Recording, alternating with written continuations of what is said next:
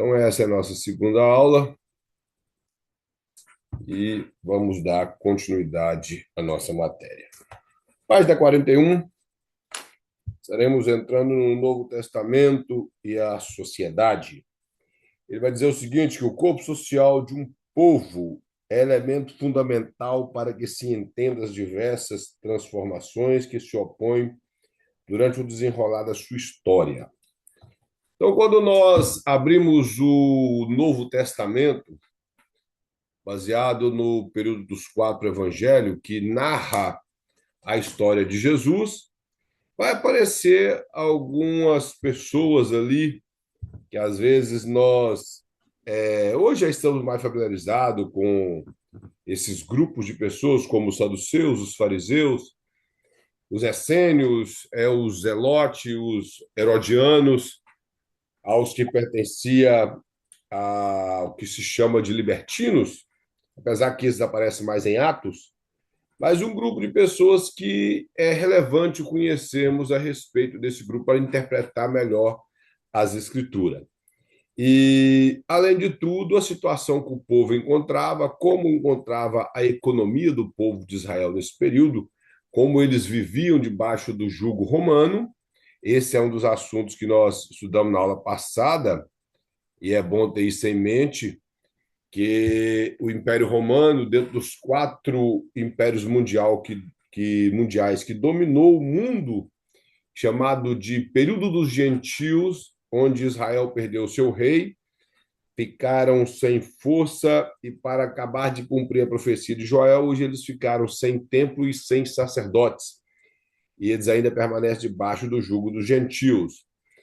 E o Império Romano foi o último império mundial que dominou o mundo e principalmente as regiões de Israel nesse período. Então, isso é bom entendermos isso, porque é nesse período que desenvolve a história dos quatro evangelhos. Os quatro evangelhos, dizendo, narram a respeito da pessoa de Cristo, suas obras e as pessoas que lhe acompanhavam. Mais embaixo ele vai falar assim, ó, afinal de contas, ao estudarmos a sociedade judaica, dos tempos do Novo Testamento, estaremos obtendo ferramentas indispensáveis para a compreensão dos textos sagrados produzidos neste período. Uma das coisas que nós temos que entender, principalmente quando você tem familiarização com a Escritura e estuda a Bíblia algumas vezes, você vai ver uma diferença muito grande de como a religião era no período veterotestamentário e como ela estava no Novo Testamento.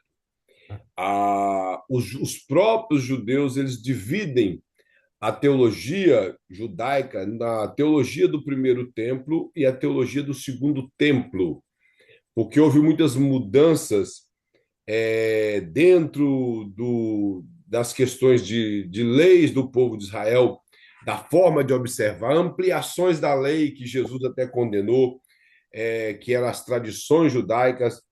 Houve uma mudança da maneira que os sacerdotes agiam, muitas coisas que ocorreram no período que nós chamamos de interbíblico, muitas perseguições aos judeus, endureceram bastante os judeus. E a maneira do povo cultuar Deus no período do segundo templo era muito diferente. Primeiro, porque lá não existia a Arca da Aliança. Então, implica que o dia da expiação, que se chama de Yom Kippur, que era a festa dos judeus, que é comemorada até hoje, ela era uma festa que os judeus faziam uma vez por ano, para que pudesse expiar o pecado do povo. E a expiação desse pecado, ela viria quando eles levassem o sangue do animal diante da Arca da Aliança. Mas no período do segundo templo não existia a Arca da Aliança, e tudo isso cumpre as profecias que Deus havia falado através dos profetas, e acima de tudo, hoje nós não precisamos mais de Arca da Aliança, de sangue de animais. Pedro fala que nós não fomos comprados com sangue de bodes ou com ouro com prata, e sim pelo sangue de Jesus. Então nós não necessitamos mais de leis de culto para poder aproximar de Deus, como era o período do Velho Testamento. Então, tudo isso houve uma mudança muito diferente para o povo de Israel. E quando Jesus chega, aparentemente ele chega num período que a religião aparentemente estava perfeita, o ampliamento da maneira que os sacerdotes vestiam, que muitos rabinos que surgiram no período de Esdras, é, muitos escribas que eram copistas da Bíblia, e daí por diante chegou muitas pessoas com muito pensamento teológico, não que é uma teologia igual temos hoje, mas dentro do pensamento veterotestamentário no período de Jesus.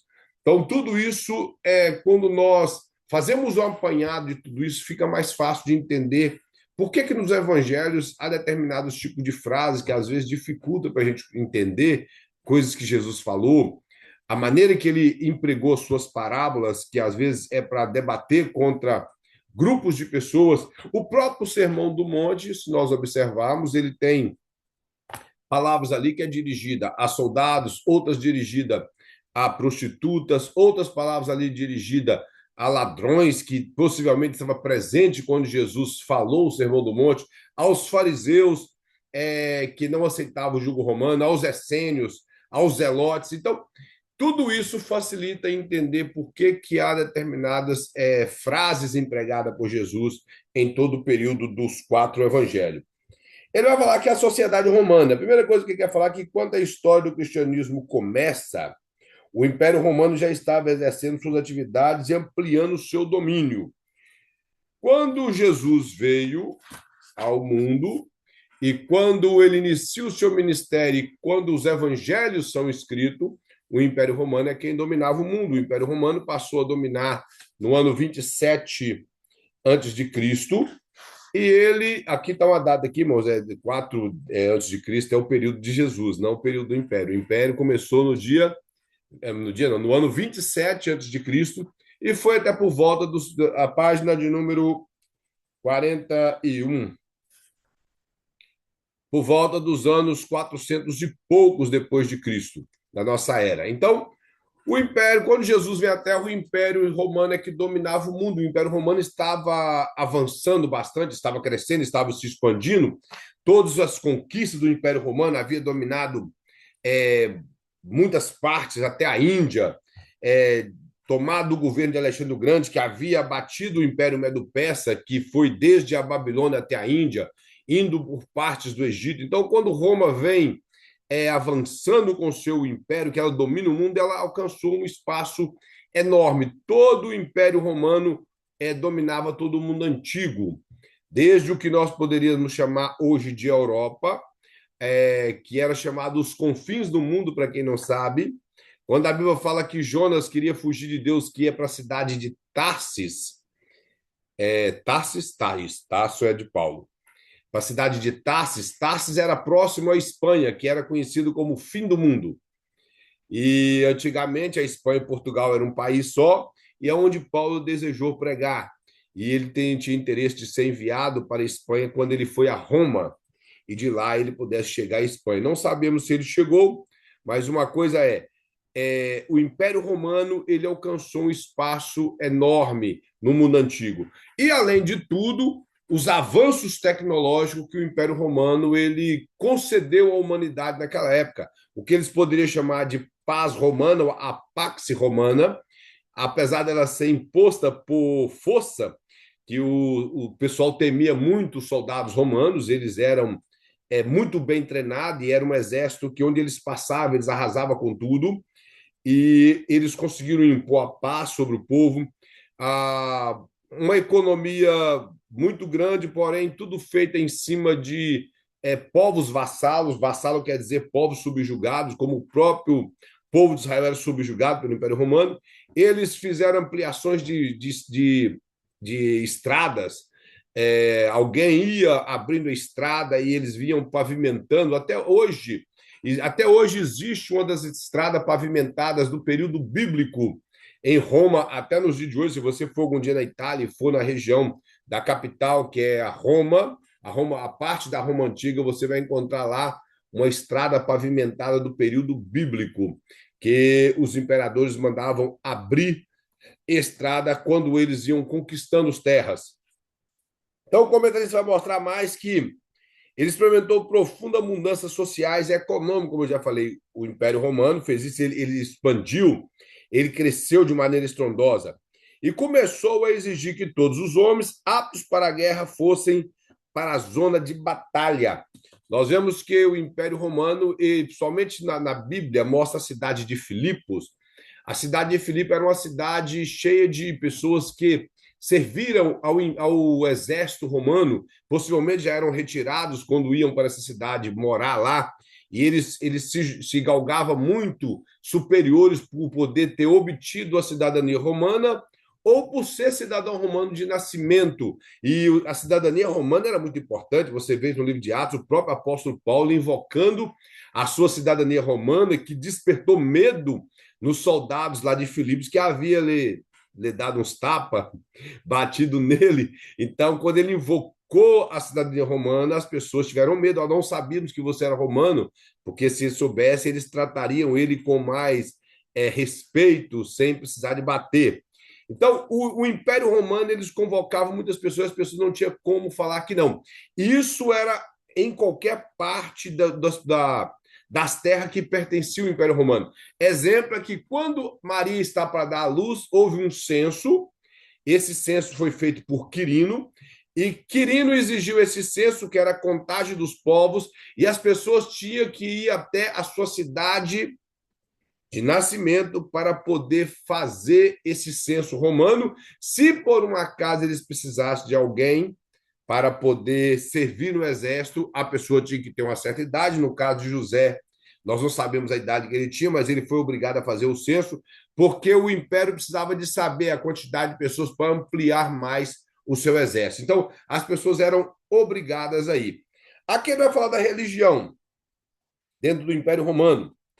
Aí os irmãos, eu creio que os irmãos leram em casa, isso aí é só um complemento em relação aos imperadores, o resto abaixo aí, que isso aí os irmãos lendo vão entender que não tem nada difícil de explicação. A religião, eu vou falar que a religião romana, ela era virtude da influência da filosofia grega. Se os irmãos observar a Roma antiga, quase toda a sua forma de viver e cultura era baseada no pensamento grego, porque a cultura helênica, que é o que nós chamamos de helenismo, implantado por Alexandre o Grande, ela pendurou talvez até por volta do século II. Essa era a razão que as pessoas falavam o grego nesse período, era como o inglês é hoje. Só a partir do século II que os padres, que eram padres não no sentido de hoje, os bispos, na verdade foi a partir do século IV, os bispos e os imperadores começaram a exigir que o latim viesse a ser a língua oficial do Império Romano. Até então, o grego era a língua oficial do mundo. Quando o latim passou a ser oficial, ele passou até por volta do século XVII a XVIII, a língua oficial de todo o mundo antigo era o latim. Inclusive, hoje as pessoas falam, eu falo inglês e falo espanhol, hoje é chique, mas naquela época o chique era falar latim. A maioria das rainhas e dos reis falavam latim, era a língua que predominava naquela época. Só que antes disso, o Império Romano era influenciado pela cultura grega, principalmente pela filosofia, os grandes filósofos que surgiram e expandiram todos os seus conhecimentos, seja ele através de mitos e de pensamentos em relação a uma suposta teologia que depois foi ampliada por outros homens, que chegou até nós, mas eles sempre tinham pensamentos em relação à história, em relação às divindades, e daí por diante. E devido ao Império Grego ele ser de pensamento politeísta, isso chegou também no Império Romano, um pensamento religioso completamente politeísta, ou seja, que poderia adorar vários deuses. E uma das coisas interessantes no Império Romano é que eles não proibiam ninguém de ter sua própria religião, porém eles tinham a obrigação de adorar o imperador. Isso era imposto pelo Império Romano. Uma das coisas que nós podemos observar que havia uma harmonia muito grande na religião judaica e o Império Romano, porque o Império Romano não colocava isso sobre eles. E o Império Romano nem nunca obrigou os judeus a prestar culto ao imperador, porque eles sabiam que os judeus eram um povo revoltoso e que se eles fossem obrigados a servir algum deus que não fosse o deus deles e viesse a proibir determinadas citações da lei, e até mesmo a profanar o templo de Israel, eles teriam guerras, como aconteceu no período dos Macabeus. Então, seria problema para o Império Romano. E como o Império Romano queria paz, eles não mexeram com os judeus. Mas havia uma implantação de uma religião dentro do Império Romano que as pessoas tinham a obrigação de cultuar o imperador. Porém, uma das coisas interessantes que os judeus não eram obrigados a prestar homenagem ao imperador, de forma de prestar culto. Mas o imperador fez determinadas coisas para que eles prestassem culto ao imperador, mesmo sem saber.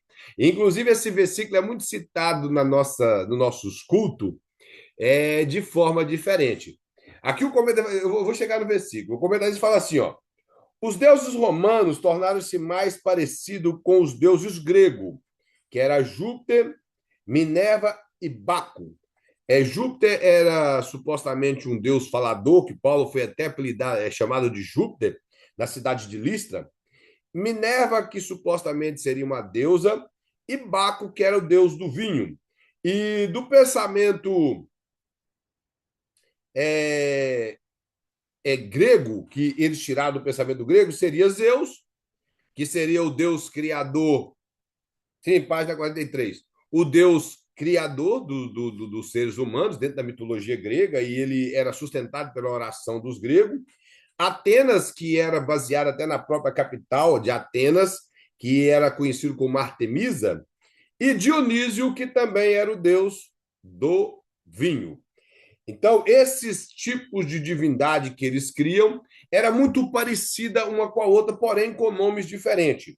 Mais embaixo, Canuto Paraíba fala assim: nos dias de Jesus, o imperador romano Otávio Augusto, falecido, já era divinizado por voto do Senado. Nesse sentido, o culto ao imperador tinha por objetivo fazer do patriotismo e da unificação do Estado algo sagrado, da paga dos impostos e sustento das máquinas estatal um dever religioso. O versículo que eu vou citar, ele fala o seguinte, talvez você já ouviu isso muito na hora de tirar a oferta, e até na hora que as pessoas vão defender o dízimo. Dai a César o que é de César e dai a Deus o que é de Deus. Todo mundo já ouviu esse versículo? Fala assim, Gamão. Todos já. Isso ali não tem nada a ver com dízimo, não, irmãos. Se você for observar o dízimo, não tem nada a ver com dízimo. Não estou dizendo que você não tem que ser dizimista. Não estou dizendo isso. Estou dizendo que aqui não tem a ver com dízimo. Quando a Bíblia, o texto fala assim, ó, que eles, querendo pegar Jesus em alguma palavra, chegaram diante dele e perguntou: é lícito pagar tributo a César? A primeira coisa que eles queriam é ver se Jesus era a favor do Império Romano. Primeira coisa. Porque eles odiavam os publicanos, como eu falei na aula passada. Aí Jesus falou assim: me dá uma moeda. E eles deram a moeda. Jesus olhou para o desenho que estava na moeda e falou: de quem que é essa moeda? De quem que é o que está gravado aqui? Ele falou: de César. Ele falou: não, dá a César o que é de César. Porque a partir do momento que Jesus fala, sim, tem que pagar tributo, ele seria odiado por estar contribuindo no pensamento romano de saquear o dinheiro do povo de Israel e, além de tudo, concordando com a adoração ao imperador. Quando eu disse para os irmãos que o imperador não impôs sobre o povo de Israel que eles viessem adorar em culto, mas eles adoravam diante da moeda que era do imperador ao pagar imposto para o imperador. Quando Jesus pega a moeda e fala: de quem que é essa moeda? O rosto que está aqui, de César, ele vai falar assim: então dá para César o que é dele, mas dai a Deus o que é de Deus, é o culto a Deus, e não dízimo. Porque a partir do momento que os judeus devolviam aquela moeda para César, que veio de César, eles estavam prestando um culto ao imperador sem saber. E o que ele estava querendo dizer é, de forma teológica e sem ação do diabo: vocês podem pagar imposto, que isso é digno de cidadão, mas culto é somente a Deus. Uma das coisas para os irmãos terem ideia, quando os irmãos possivelmente já leram a passagem que Jesus derrubou a mesa dos cambistas dentro do templo. Cambista ali, mas é cambista mesmo, quem faz troca de dinheiro, isso é câmbio. quem faz troca de dinheiro. Por quê? O pessoal gosta de aproveitar muitas vezes de interpretação errada da Bíblia. Moisés havia dito na lei que se por um acaso alguém fosse viajar para longe e ele quisesse prestar um culto a Deus através de uma oferta de animal, ele seria melhor ele vender o animal na terra dele e viajar com o dinheiro e comprar outro animal lá e prestar culto a Deus. Mas isso não acontecia com frequência. Boa parte das vezes acontecia quando os povos iam em festas judaicas e moravam longe de Jerusalém. O que aconteceu? Os fariseus, junto com aquele grupo religioso que existia, eles pegaram, criaram uma moeda em Israel, criaram uma moeda que só valia dentro do templo. Por exemplo, os irmãos sabem que o Vaticano é um estado independente de Roma, os irmãos sabem disso, independente da Itália, não sei se os irmãos sabem disso. O Vaticano tem a polícia dele, que nem a polícia é italiana, é a polícia suíça. Eles têm a moeda deles, eles têm tudo deles, dentro do Vaticano. No templo em Jerusalém, eles criaram a mesma coisa. Eles não aceitavam o denário, que era o dinheiro romano, por eles dizer que lá tinha a esfinge do imperador, que tinha o rosto do imperador. Com esse despisto religioso, eles também, aproveitando da lei, eles criaram uma moeda, que era a moeda de câmbio, e todas as pessoas tinham que ir trocar o denário na moeda de câmbio para poder comprar os animais que estavam sendo vendidos no templo. Primeira coisa que eles fizeram, criaram uma moeda. Essa moeda era vendida mais cara, é igual você comprar dólar hoje no Brasil, é mais caro. Então, acabava que eles continuavam roubando o povo e não deixava simplesmente a moeda romana entrar no templo. Aí é que eu falo, é religiosidade. Eles queriam ser santo por não permitir a moeda do imperador entrar no templo, mas ao mesmo tempo eles roubavam o povo. Então, a hipocrisia.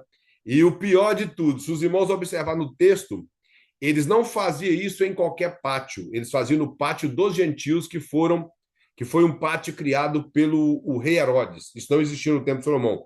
Criado pelo rei Herodes para que os gentios pudessem frequentar o templo. E a hipocrisia foi tanta que eles utilizou o pátio do povo que eles tanto desprezavam para fazer suas vendas. Então, nós vemos que a religiosidade desse povo fez com que eles defendessem uma coisa, mas tirando proveito em outra. Então, uma coisa quando a Bíblia fala, dai a César o que é de César e dai a Deus o que é de Deus, paga os seus impostos, mas cultue a Deus. Por isso que eu disse que há uma necessidade de conhecermos um pouco da cultura dentro do Evangelho, porque eu acredito que os irmãos já ouviram demais esse versículo sendo lido em momentos de dízimo, ou citado em estudos de dízimo. Eu falo, porque eu aprendi assim. Eu aprendi que dar a Deus o que é de Deus era devolver o dízimo. Então, aí com o tempo, a gente vai aprender na Bíblia e ver que não tem isso lá no texto. Mas por isso que a pessoa tem que entender o propósito dos evangelhos e o que estava acontecendo no período, da maneira que todos os livros da Bíblia foi composto, foi construído em uma situação que estava ocorrendo. O Espírito Santo, ele inspirou os escritores, mas alguma coisa estava ocorrendo para que cada escritor escrevesse daquela maneira. Então, o que dá a Deus, o que é de Deus, é o culto. Ele fala a cultura e a arquitetura e os esportes. Falar que no Novo Testamento Roma ocupava um excelente nível de desenvolvimento cultural, como eu já falei, apesar da sua cultura ser boa parte delas voltada ao helenismo, eles conseguiram criar muitos meios de diversões da época e ampliaram a sua cultura no período. O comentário vai até mostrar aqui, em investimento em bibliotecas, em investimento em muitas coisas, em jogos, em diversões para o povo, em ampliar cidades, fazer monumentos e daí por diante. Então, vai falar, a sociedade judaica no período do Império Romano, vai falar assim, composta de uma grande maioria de pessoas pobres, ainda que existissem pequenos comerciantes, agricultores, empresários do ramo pesqueiro e grande propriedade de terra. A sociedade judaica é dominada por uma pequena parcela rica e religiosa da população, as famílias dos sacerdotes e líderes rabinos. Boa parte, irmãos, que eram dos sacerdotes. Quando você estuda o período interbíblico, que é de Malaquias a Mateus, eu acho que o livro deveria ter dado mais assunto a respeito disso aqui. Mas realmente também nós não teríamos tempo. O período interbíblico mostra um avanço muito grande de uma família de sacerdotes, como eu falei na aula passada, que é a família dos Macabeus. A família dos Macabeus, depois ela foi. Quando todos o povo ali de Judas Macabeu morreu com seus irmãos, levantou um dos seus parentes chamado João Hircano. E João Hircano ele começou a perseguir as pessoas e o interesse dele era ficar rico. Então, o grupo de sacerdotes que chegou no período do Novo Testamento, ele foi baseado na vida de João Hircano. João Hircano ele foi um grande conquistador. Se você leu os livros dos Macabeus e vê a história, ele foi um extraordinário conquistador. Ele foi morto em batalha, mas ele foi um grande conquistador. Porém, ele perseguiu até o povo judeu. Os irmãos têm ele colocou impostos sobre o povo judeu e ele perseguiu. Os fariseus chegaram no período de Jesus tão massacrados, por isso que eles eram do jeito que eram, porque morreu aproximadamente mais de 50 mil fariseus, porque eles queriam voltar a lei para o povo, que o período intertestamentário, os fariseus não era como no período de Jesus, eles eram realmente homens de Deus, que a palavra fariseu, irmão, não quer dizer hipócrita. Fariseu quer dizer separado. Então, os fariseus, que significa separados, quer dizer que eles eram separados para Deus. E eles sofreram muito da mão de João Hircano. Então, por isso que eles chegaram bem difícil de engolir qualquer coisa no período do Novo Testamento. Já os sacerdotes, que era composto, a maioria deles era o grupo dos saduceus, eles eram um povo mais rico, a elite do povo de Israel daquela época, a aristocracia do povo daquela época. Eles mandavam em tudo, eles que tinham dinheiro.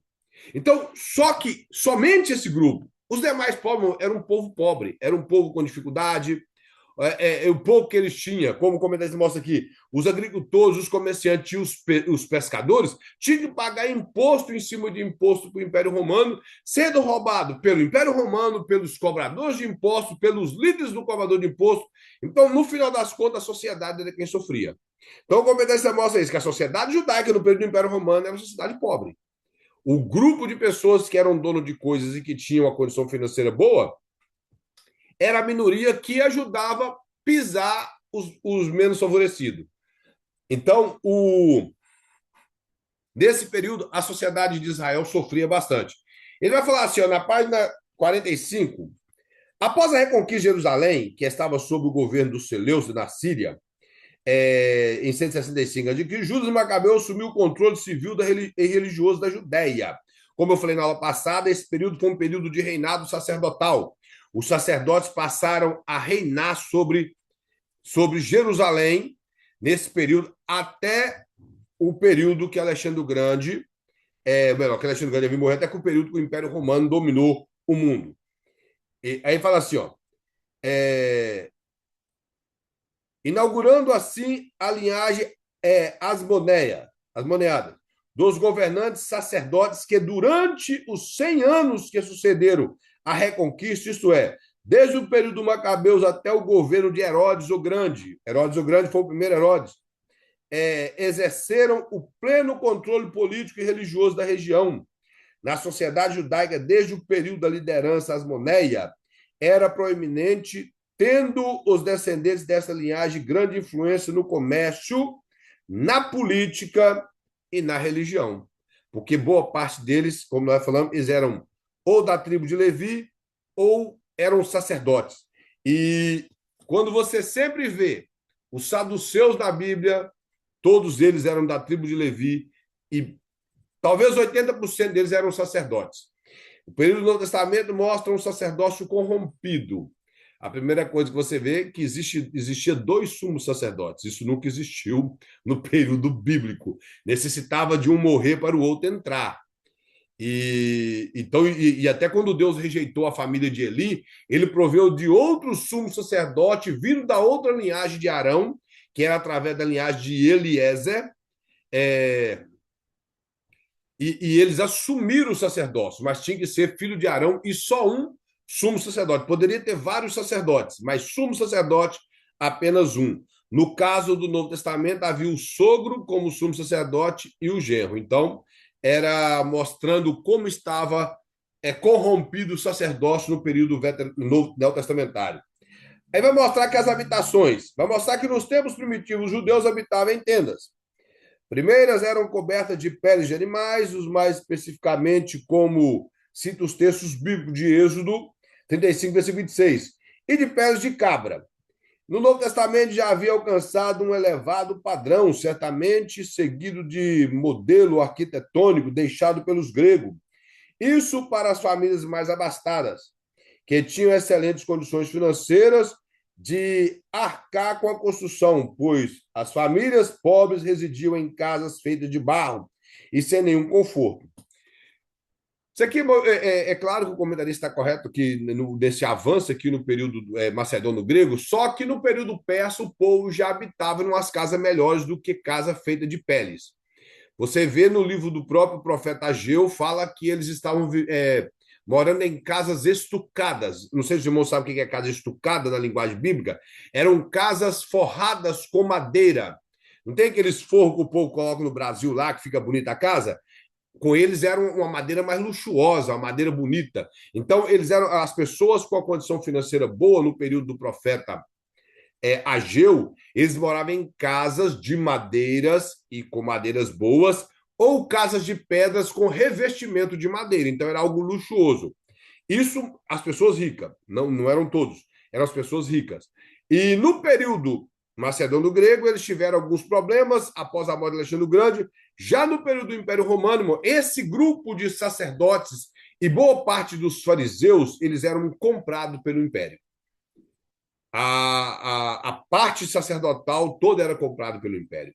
Que, inclusive, eles não tinham problema com o rei, que não era um rei judeu, ele era um rei vindo da descendência de Esaú. O rei Herodes, ele não era judeu. Eles colocaram ele no trono e ele passou a reinar sobre a Judéia. Para também não ter problema com os judeus, ele ampliou o templo, ele fazia a vontade dos judeus para não ter guerra entre os judeus. Então ele vai mostrar mais aqui, ó, as mobílias. A mobília da residência palestina no tempo de Jesus era simples. Algumas casas eram mobiliadas com cadeira, mesa e cama. E ele fala feitas de estrados, de cobertas acolchoadas. Então, ele fala assim, alguns casos, apenas tapete ou esteira servia de assentos sobre os quais os judeus faziam suas refeições. Isso aqui, irmãos, era o básico para a pessoa pobre. Existia casa das pessoas mais ricas que tinham. Só que uma coisa que os irmãos têm que ter em mente, a maioria dos judeus sentava no chão. Não era japonês, mas sentavam no chão. Eles reclinavam o corpo um pouco para trás, as mesas eram baixas e eles sentavam no chão. Isso era muito normal entre o povo de Israel nos momentos da refeição no período de Cristo. No meio das pessoas pobres, muito mais ainda. Eles tinham simplesmente a necessidade de lavar os pés ao entrar em casa. Essa é a necessidade de lavar os pés, não sei se os irmãos sabem, porque eles tinham que assentar e no chão e os pés ficavam muito próximos da outra pessoa. Então havia necessidade de arrancar toda a poeira que eles adquiriam no momento das suas caminhadas nas ruas empoeiradas da Palestina. Precisavam de lavar os pés ao entrar na casa de uma pessoa, principalmente quando sentava para fazer uma refeição. Imagina você estar sentado e alguém está com o pé perto de você e o pé está cheio de poeira e você vai comer naquele momento. Então, e aquelas poeiras vermelha, toda estranha da Palestina, não seria um aceno bastante agradável. Então, para o povo mais pobre, eles tinham essa facilidade da maneira que eles viviam em relação a sentar no chão, então a esteira, ou até os mais ricos também sentavam no chão, porém com a vida mais sofisticada. Ele vai falar aqui sobre as refeições. Nós já estudamos na aula dos costumes aqui, que as refeições, irmãos, em Israel, eles costumavam, sempre em toda a sua alimentação, tinha pão, isso fazia parte de toda a alimentação, desde manhã até o período da noite, que eles iam jantar. queijo e manteiga mais no período da manhã, frutas, isso era muito normal, mel fazia parte do cardápio deles e carne. É claro que eles tinham, como começar a mostrar aqui, o cuidado com a carne que eles chamam em hebraico de kosher, que quer dizer, a palavra kosher quer dizer aprovado, era algo aprovado por Deus. Então eles tinham cuidado de se alimentar das carnes que eram simplesmente de animais limpos. Os animais limpos é classificado na Bíblia como animal que rumina e que tem o casco fendido. O ruminar é o animal que ele tem divisões de parte no seu estômago. Por exemplo, o porco ele tem casco fendido, mas não rumina. A vaca tem casco fendido e rumina. Essa é a razão que pode se alimentar. O camelo ele não tem casco fendido e parece que ele rumina, mas não tem casco fendido. E outros tipos de animais, mas o mais desprezado pelos judeus, que eles nem criavam, era simplesmente o porco. Porque a carne do porco é tão bom que eles não tinham nem coragem de criar. Se os irmãos observarem, eles criavam cachorro, criavam camelo, que era um meio de transporte, criavam cavalos também, que é um meio de transporte, e não é um animal limpo na questão da alimentação. Então, esse era a maneira de alimentar os judeus. Então, isso aqui fazia parte. Frutas, que era mais a uva, o figo, esses tipos de frutas que eles usavam. O mel era muito normal no meio deles. E a carne, a que eles mais consumiam era carne de ovelha e carne de carneiro, que era a carne mais consumida pelo povo de Israel. As indumentárias, isso aqui é a maneira deles vestir. Então, eu ia falar que os ornamentos utilizados pelos judeus durante o tempo do Novo Testamento, temos que ter em mente que era completamente diferente dos dias atuais. Isso aqui, isso aqui é bom ter em mente isso para não criar besteira, como nós temos igrejas no passado que criou muita besteira e até hoje tem umas que sustentam isso. Deuteronômio 22, 5. O homem não usará roupa de mulher e nem a mulher usará roupa de homem. O que é roupa de homem? Para eles, barra calça jeans. E roupa de mulher, barra saia jeans. Ou saia de outro pano. Só que na Bíblia não tinha calça jeans. Calça jeans é coisa, sei lá, de muito 40, 50 anos. 50 anos atrás. Então não tinha isso. Todos usavam vestido. O homem usava vestido, a mulher usava vestido. Os vestidos eram de tamanhos diferentes, com cortes diferentes. E o homem usava um cinto para sustentar o seu vestido quando ele precisava de correr, que é o que se chama de túnica. Então era a única coisa. Não existe esse negócio de que o homem não pode usar, a mulher não pode usar calça jeans, que na verdade pegava mais para a mulher, né? Porque a sociedade brasileira, pelo menos o homem nunca usou saia e nem vestido. Então, hoje está tão estranho que de vez em quando eu vi passar um rapaz quando eu morava em Médico ali, com a barba feitinha, cabelo cortado igual de homem e de saia rodadinha ainda. Eu não entendi aquilo, com a camisa colada e um cachorro andando para lá fora. E eu não sabia o que era aquilo, eu não sei se chamava de ele, de Elox, de Elix, eu sei lá de que chamava. Cada trem que eles inventaram agora que fica até difícil, né? Então, hoje a sociedade ficou vergonhosa. Mas nessa época aí, há 30 anos atrás, eles ficavam nessas coisas, que o homem tinha que usar só roupa de homem. Na verdade, se eu soubesse que o mundo ia entrar no caminho que entrou hoje, eu ia concordar naquela. Não, realmente, roupa de homem é calça, e de mulher não pode usar calça. Porque, apesar que hoje está ficando tão estranho, que a mulher não podia usar calça e hoje os homens estão usando a roupa de mulher. Está tão estranho, se complicou o mundo. Então, irmãos, a maneira de vestir, o Gomes vai mostrar aqui, que a túnica era uma da indumentária de vestimenta do povo de Israel. Eu vou falar que a boa parte dessa tinha manga comprida, principalmente quando o povo andava, devido o sol ser muito quente em Israel, principalmente naquela época, e para não queimar a parte do seu corpo, eles usavam as túnicas com manga larga, manga longa, manga comprida, e um manto largo preso pelos lombos e lançado de volta do corpo. Ou seja, era algo para sustentar aquela túnica, e também eles costumavam colocar, além da túnica, outra roupa por cima. Isso é bom, irmão, ter em mente, porque quando a Bíblia fala assim que Davi ele tirou as vestes e ficou nu, O nu ali quer dizer que ele ficou com a túnica, não que ele ficou nu literalmente. Ficou com a túnica. Então, o próprio profeta Isaías, as pessoas parece que não leu o texto direito e fala que Isaías profetizou 3 anos nu. Não está escrito na Bíblia, não, irmão. A Bíblia fala que ele tirou a sua roupa de cima e ele proferiu uma profecia dizendo que assim como aconteceu, ele estava tirando a roupa, me parece que a nação, não sei, me fugiu a nação que é aqui agora, deixa eu olhar aqui que eu vou lembrar, que essa nação ela ficaria nu e andaria com as nádegas de fora, a nação e não ele. Vou ler a profecia que eu acho que fica melhor. Isaías 20.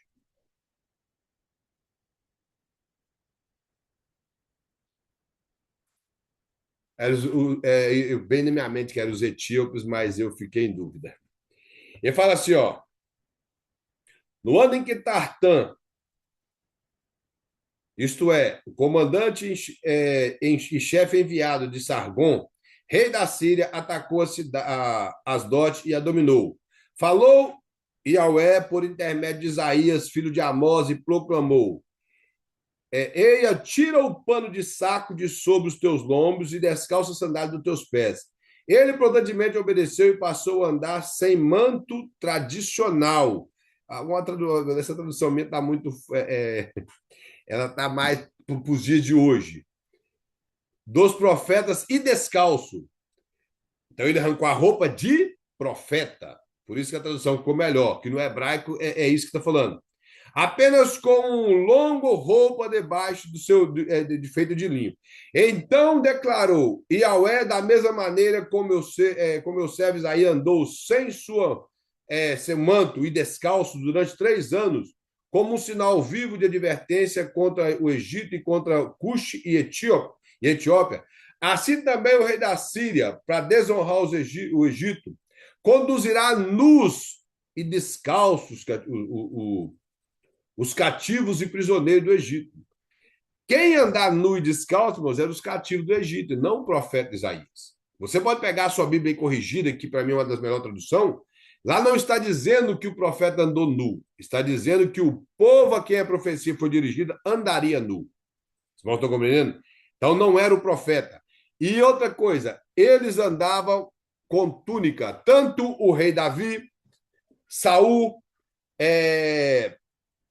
e o próprio profeta Isaías.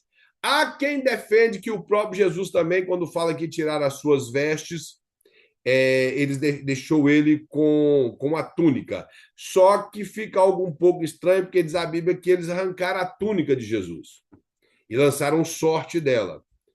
Então, no momento, parece que da crucificação, ele realmente ficou só com as roupas de baixo, que todas as pessoas, irmão, homem, usavam um calção por baixo. Isso é muito claro na Bíblia. No livro de Êxodo, eles tinham que usar um calção por baixo, porque eles tinham que subir em árvores, subir em determinadas coisas, então precisavam de usar um calção.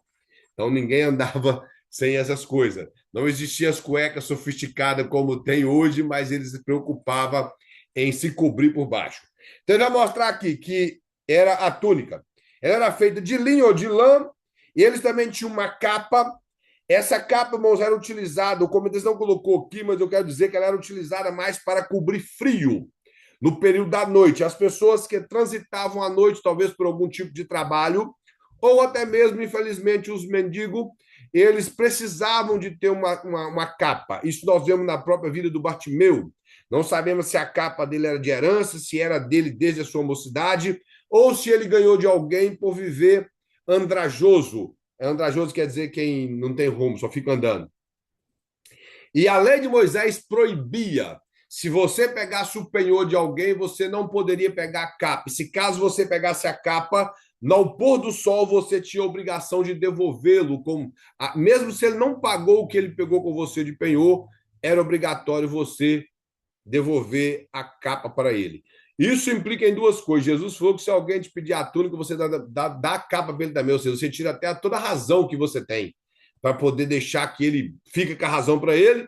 E o processo do cego Bartimeu lançar a capa para trás mostrava que ele acreditou que Jesus podia fazer algo para ele, que a capa era a única coisa que ele tinha à noite para não morrer de frio, e ele acreditou que Jesus poderia mudar a sua vida de maneira que ele não precisaria mais de ficar ali como pedinte, porque Jesus restauraria a sua visão. Aí ele fala assim, ó, as pessoas mais abastadas geralmente tinham várias capas, ao passo que as pobres somente uma. É como hoje, tem pessoas que têm muita roupa e tem outras que não. Era proibido tomar das viúvas como penhor ou de qualquer homem pobre durante a noite. Como eu falei, aqui na lei de Moisés, em Deuteronômio, quando ele repete a lei, a pessoa que pegou o penhor, que foi a capa, teria que devolver no período pôr do sol, que era por volta das 6 da tarde. Então, ninguém poderia reter a capa de alguém. Era parte da vestimenta dele, principalmente no momento de frio. É o que eles chamam em espanhol de abrigo, era onde ele poderia se cobrir no momento da noite e ali não morrer congelado no deserto ou nos lugares áridos de Israel. Os ornamentos. Para falar os ornamentos, os adornos utilizados para melhorar a aparência física das pessoas eram argolas, pulseira, broches, anéis e pingentes e outros objetos de ouro ou de prata. Isso era muito normal entre o povo de Israel, principalmente depois que eles voltaram do Egito. Os irmãos observar, eles vieram do Egito com bastante ouro, que inclusive o ouro, eles fizeram um bezerro de ouro, eles doaram ouro para fazer o tabernáculo, e eles tinham esses pendentes de ouro. Os presentes que eram dados eram assim. Então, havia pulseiras, cordões, brinco e outras peças de ouro que eram muito usadas tanto por homens como por mulher naquele período do povo de Israel na sua caminhada, tanto no período vétero como neotestamentário. Ele vai mostrar aqui os grupos políticos e religiosos da época. Essa parte aqui nós vamos observar ele aqui. Então, ele vai falar, ó, quanto ao assunto é política nos tempos neotestamentários, entende-se aqui política como a ciência do governo dos povos, a maneira equilibrada de dirigir uma nação. Que, na verdade, é isso que é política. A palavra polis, e que quer dizer povo, quer dizer governar um povo. Isso significa política. E governar de maneira correta. Lembrando que no período do Velho Testamento, a política, a religião e a política eram uma coisa só, porque a religião ela era dirigida pelo sacerdote e a política pelo rei, que tinha que ser um homem de Deus. Nós vemos que dos reis, quando o reino dividiu entre Reino Norte e Reino Sul, passaram 18 reis ímpios em Israel e dos 19 reis ímpios em Israel e dos 21 que passou em Judá, alguns deles eram tementes a Deus. Então, houve um bom governo, houve boa prosperidade, mas vários deles eram pessoas ímpias sem temer a Deus. Então, havia no período veterotestamentário a união da política com a religião. E não há nada de errado nisso, contando que não seja essa falta de vergonha que nós temos no Brasil hoje. Aquilo ali é uma vergonha. Vou seguir aqui, porque senão eu termino a aula só falando desses negócios. Aquilo ali faz vergonha demais. Então, a política ela é importante, irmão, no meio do povo de Deus. Nós não podemos. Charles Spurgeon dizia que um bom crente nunca despreza a política. Lembrando que a política do período veterotestamentário de Daniel não é a política de hoje. E a política de Charles Spurgeon também, na época, não era de hoje. Hoje nós temos uma mudança muito drástica no meio da política em quase todos os países e temos uma vergonha muito grande na liderança das nossas igrejas, da Assembleia de Deus. Vou falar da Assembleia de Deus, gosto de falar da Assembleia de Deus, que na verdade as igrejas reformadas nem envolvem nisso. Lá no Brasil que causa vergonha. Então, esses partidarismo, isso é perigoso. Primeiro, irmãos, nenhum político foi feito para abençoar a igreja. Político é para o país e não para a igreja. Prefeito é para a cidade, deputado, se ele é estadual, é para o estado, se ele é federal, é para o país, governador é do estado, senador é do estado. Não existe governador da igreja. Não existe. Se alguém da igreja do evangelista Alex candidatar e ganhar, ele é governador do estado de Canérica. Mas não é governador da Igreja Assembleia de Deus Filadélfia, não. Ele é um membro da Assembleia de Deus Filadélfia. Não está entendendo? E não existe negócio de vou beneficiar. A nossa Assembleia de Deus faz isso demais. Que vergonha. Deixa eu pular para frente aqui, irmão. Aí existiam os grupos. Os grupos. E sabe o pior? Que nós temos hoje pastores que antigamente falavam que não apoiavam e hoje apoia. E o pior é que foi gravado antigamente e hoje nas redes sociais estão tudo lá, tudo exposto. Que os abençoados acham o negócio lá no fundo do baú e faz ali a comparação do camarada com bigodão, precisa nem falar quem era, com o bigodão falando contra a política e hoje apoiando. Ainda chamando aquela corja de vagabundo para cima do púlpito, que não tem compromisso. Uma vez na igreja do bairro Mangueira, lá com o pastor Daniel, eu falei, irmãos, eu me sinto envergonhado. A escola bíblica me deu o direito de falar isso. Eu me sinto envergonhado aqui, porque nós fazemos as nossas cruzadas e convidamos a igreja quadrangular, convidamos a igreja batista, convidamos as igrejas do bairro, e quando eles vêm, nós não colocamos os obreiros dele no púlpito da igreja, e são homens de Deus. Mas aqui nós colocamos o doutor Alexandre, doutor Lemos, que não são crentes, não são nada. Doutor Lemos vem armado pro público, vem com cocaína no bolso. Eu falei no microfone, com cocaína no bolso. É um cara promíscuo e com a vida toda errada, mas sendo no púlpito da nossa igreja. Enquanto os homens de Deus, por não fazer parte da Assembleia, não podem sentar no púlpito. O pastor Daniel falou: eu gostei. Pelo menos ele dos obreiros, que os outros obreiros da época, os outros obreiros que tinha lá, não gostaram, não. E para mim, eu segui respirando, não importei, não. Então, infelizmente, nós temos esse defeito dentro das igrejas. Coloca os políticos no púlpito que não tem nada a ver com Jesus, e os homens e mulheres de Deus, eles têm problema com isso. Um dos primeiros grupos, irmãos, que além de ser, começou com um pensamento político, mais religioso do que político, são os fariseus. Como eu já falei, a palavra farisaio significa separados. Eles eram um povo separatista pelo fato de que, quando o povo voltou o seu coração para os benefícios que o Império Macedônio Grego ofereceu para eles, eles revoltaram e criaram um grupo de separados para voltar o povo à palavra de Deus.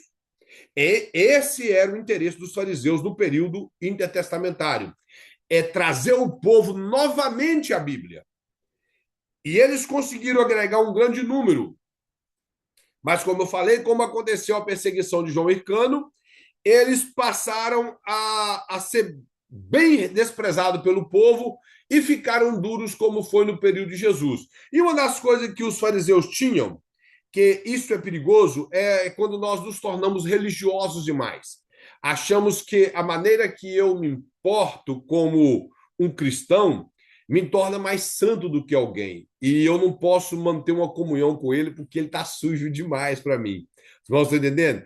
E isso é religiosidade. Isso não pode. Nós temos que entender o seguinte: eu adoto um estilo de vida de santidade, e esse estilo de vida de santidade que me torna mais parecido com Jesus, ela tem que me fazer amar mais a pessoa que está capenga na presença de Deus. E nunca fazer julgamento a elas, nem tampouco viver longe dela. Jesus, irmãos, ele tocou num leproso e ele não ficou leproso. O leproso ficou limpo. Vocês estão entendendo a diferença? A mulher do fluxo de sangue tocou nele, ele não se tornou impuro, ela ficou curada. Então, da mesma forma, você que é luz tem que levar a luz das trevas. Então, se o seu irmão ele está vivendo de forma desagradável, é simplesmente você mostrar a sua maneira de viver que conquista ele. A sua forma de viver que ele vai espelhar em você vai mudar a situação dele. E com palavras que ajudam. Tem pessoas que realmente, às vezes, a gente tem que falar um pouquinho mais duro. Mas tem pessoas que isso aí o Espírito Santo vai te dar a direção. Porque tem pessoas que qualquer coisa que você fala, ele já derrete todo e já desvia. Então tem que tomar muito cuidado. Então o problema dos fariseus foi esse. Eles começaram a se sentir muito santo.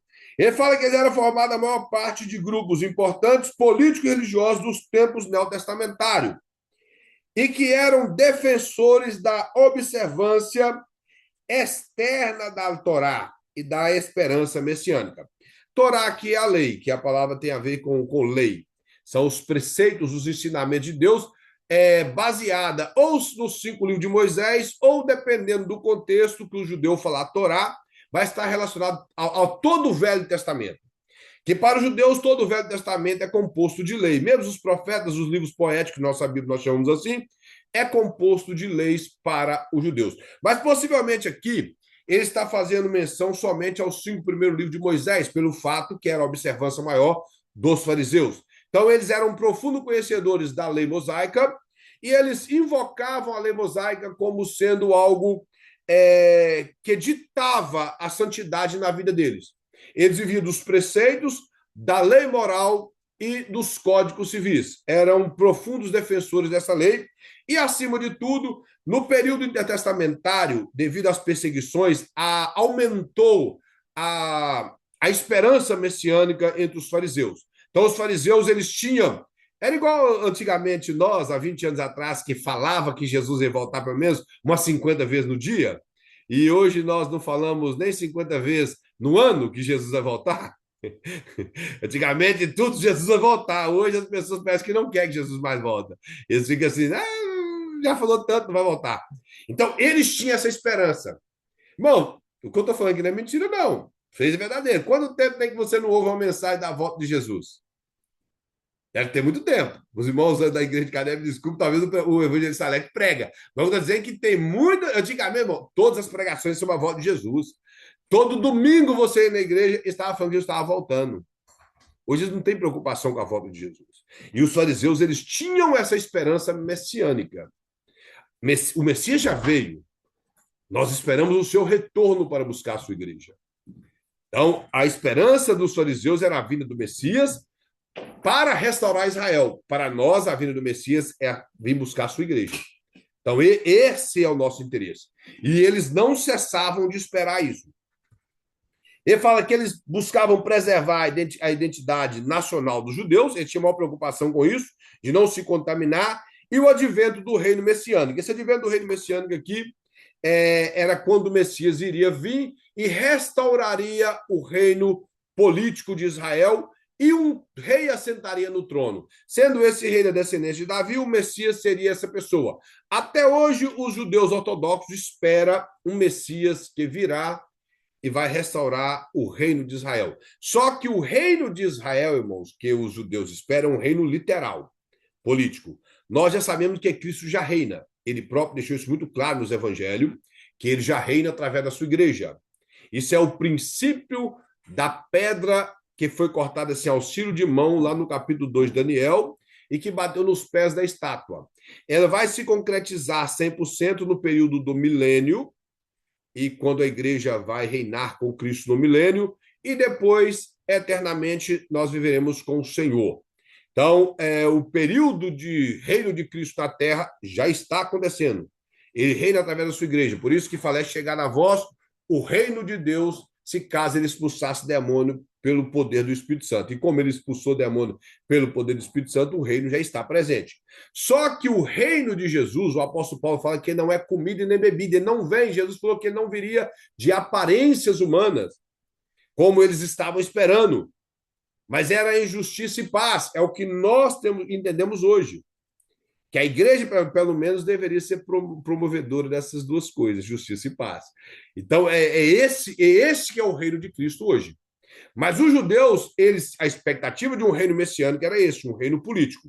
E nós aguardamos a volta de Cristo que virá buscar o seu povo. Ele fala que a maioria dos escribas da época de Jesus pertencia ao grupo dos fariseus. Escriba era copista da lei, fazia cópias da lei de Moisés, melhor, de todo o Velho Testamento, que depois eles passaram a interpretar a Bíblia e foram apelidados de doutores da lei. Talvez você vai ver em algumas versões da Bíblia, ou principalmente no Evangelho de Lucas, ele utilizando o termo doutores da lei, e o Evangelho de Mateus usa mais escribas. É a mesma pessoa. Doutores da lei pelo fato que eles passaram a fazer interpretações da lei, que boa parte delas foram frustradas, que eles inventaram um livro paralelo à Bíblia para ditar regras para o povo do seu período. É o que ocorre no meio do povo hoje. São pessoas criando coisas paralelas às coisas de Deus, para conseguir enganar o povo de Deus. Eles criaram, eu falei uma vez na igreja do pastor Gustavo, que eles criaram a religião dentro da religião. É um cristianismo paralelo que satisfaz as vontades do homem e o homem fica tranquilo com aquilo. E hoje nós estamos tendo livros paralelos à Bíblia. Eu não estou falando, irmão, de livro como comentário bíblico, você comprar um livro que te ajuda na interpretação. Eu estou falando de livros que estão tentando tirar a autoridade da Escritura para ficar paralelo à Bíblia, que estão sendo mais citados nos púlpitos das nossas igrejas do que a própria Bíblia. Hoje você ouve mais o pregador falar, o historiador falou, o historiador falou. É como o historiador disse, o historiador falou. Bom, não me interessa o que o historiador falou. O historiador, você tem que citar o historiador, tem que ser muito rápido, e se for no muito duas coisas, vai citar do historiador. Se só pregação virar só citações do historiador, vamos para a sala de história da escola, que é melhor do que ficar. O culto é Bíblia que manda, não é o historiador. E não importa se o historiador é ou não de cunho cristão, isso não faz diferença para nós. Temos que ficar com a Bíblia.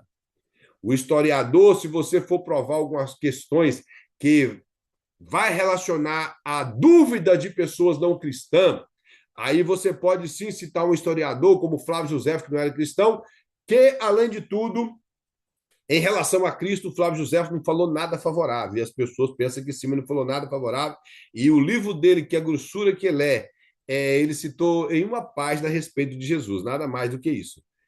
Então, as pessoas ficam enganadas com essas questões do historiador. Nós não podemos criar um livro paralelo às Escrituras, e sim, a Escritura é quem comanda. E os fariseus, eles adotavam a Escritura como primazia no meio do povo de Deus. Depois, eles viraram legalistas e começaram a criar leis em cima da lei. Os saduceus, irmãos, como eu falei, era um grupo que surgiu a partir da aristocracia sacerdotal da época do governo Asmoneu. Os saduceus, termo que vem do hebraico como zadik, que quer dizer justo, era o mais político dos religiosos. Ele vai falar que talvez por isso não levasse tão a sério a vida religiosa e a moralidade, rejeitando diversas crenças do judaísmo tradicional, entre as doutrinas ensinadas por eles, como, primeiro, a crença na alma, eles não acreditavam porque eles eram muito voltados porque a filosofia, o muito que ela poderia falar da alma, filosofia platônica, não é do jeito que nós cremos na alma. E não é do jeito que nós cremos. Então, eles criam de forma diferente, e já os saduceus, para eles tanto fazia se existia ou não alma. Eles não acreditavam na parte em matéria do homem, que é alma e espírito. Segundo, eles não acreditavam em um céu como todo o Velho Testamento ensina, principalmente o profeta Daniel, o profeta Isaías, tampouco no inferno, porque eles diziam que se o inferno não está na criação, então não tem inferno. E o inferno para eles nada mais era do que simplesmente a sepultura. De onde surge o pensamento das testemunhas de Jeová que inferno é a sepultura. Lembrando, irmão, que na Bíblia, sim, tem partes da Bíblia que a palavra inferno, mas o contexto vai designar se é sepultura ou não. Não estou entendendo? No hebraico, a palavra Sheol, ela pode designar sepultura ou mundo dos mortos, do mesmo jeito que a palavra Hades, ou alguém fala Hades, pode simbolizar, pode estar fazendo conotação à sepultura mesmo, ou então ao mundo dos mortos. Então, é só olhar o contexto que você vai saber sobre o que está sendo aplicado. E existe uma palavra também para sepultura no hebraico, mas ela é usada só em Eclesiastes, que é a palavra kevek. Só está em Eclesiastes, mais lugar nenhum. E a palavra mais normal seria Sheol. E a palavra designada para lago de fogo, que em Mateus e em Lucas ela traz, é a palavra Geena, ou Geinon. Então, nós vemos que a conotação bíblica, os seus escritores foram muito inteligentes para colocar as palavras certas, para designar as coisas corretas. Mas os saduceus, eles não acreditavam nisso. E eles faziam também, eu só acreditavam nos 5 livros de Moisés, eles rejeitavam a existência de demônios e de anjos, e também eles não acreditavam na ressurreição.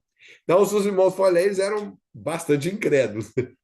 Eles eram um povo muito incrédulo. Eles não acreditavam nas doutrinas principais das Escrituras. A primeira, a ressurreição. Porque se Jesus não ressuscitou, o apóstolo Paulo fala que nós somos os mais miseráveis da terra. Se Jesus não ressuscitou, o que garante que nós iremos ressuscitar? Vocês vão entender? Então, desacreditar nisso seria lançar por terra todo o cristianismo que nós acreditamos.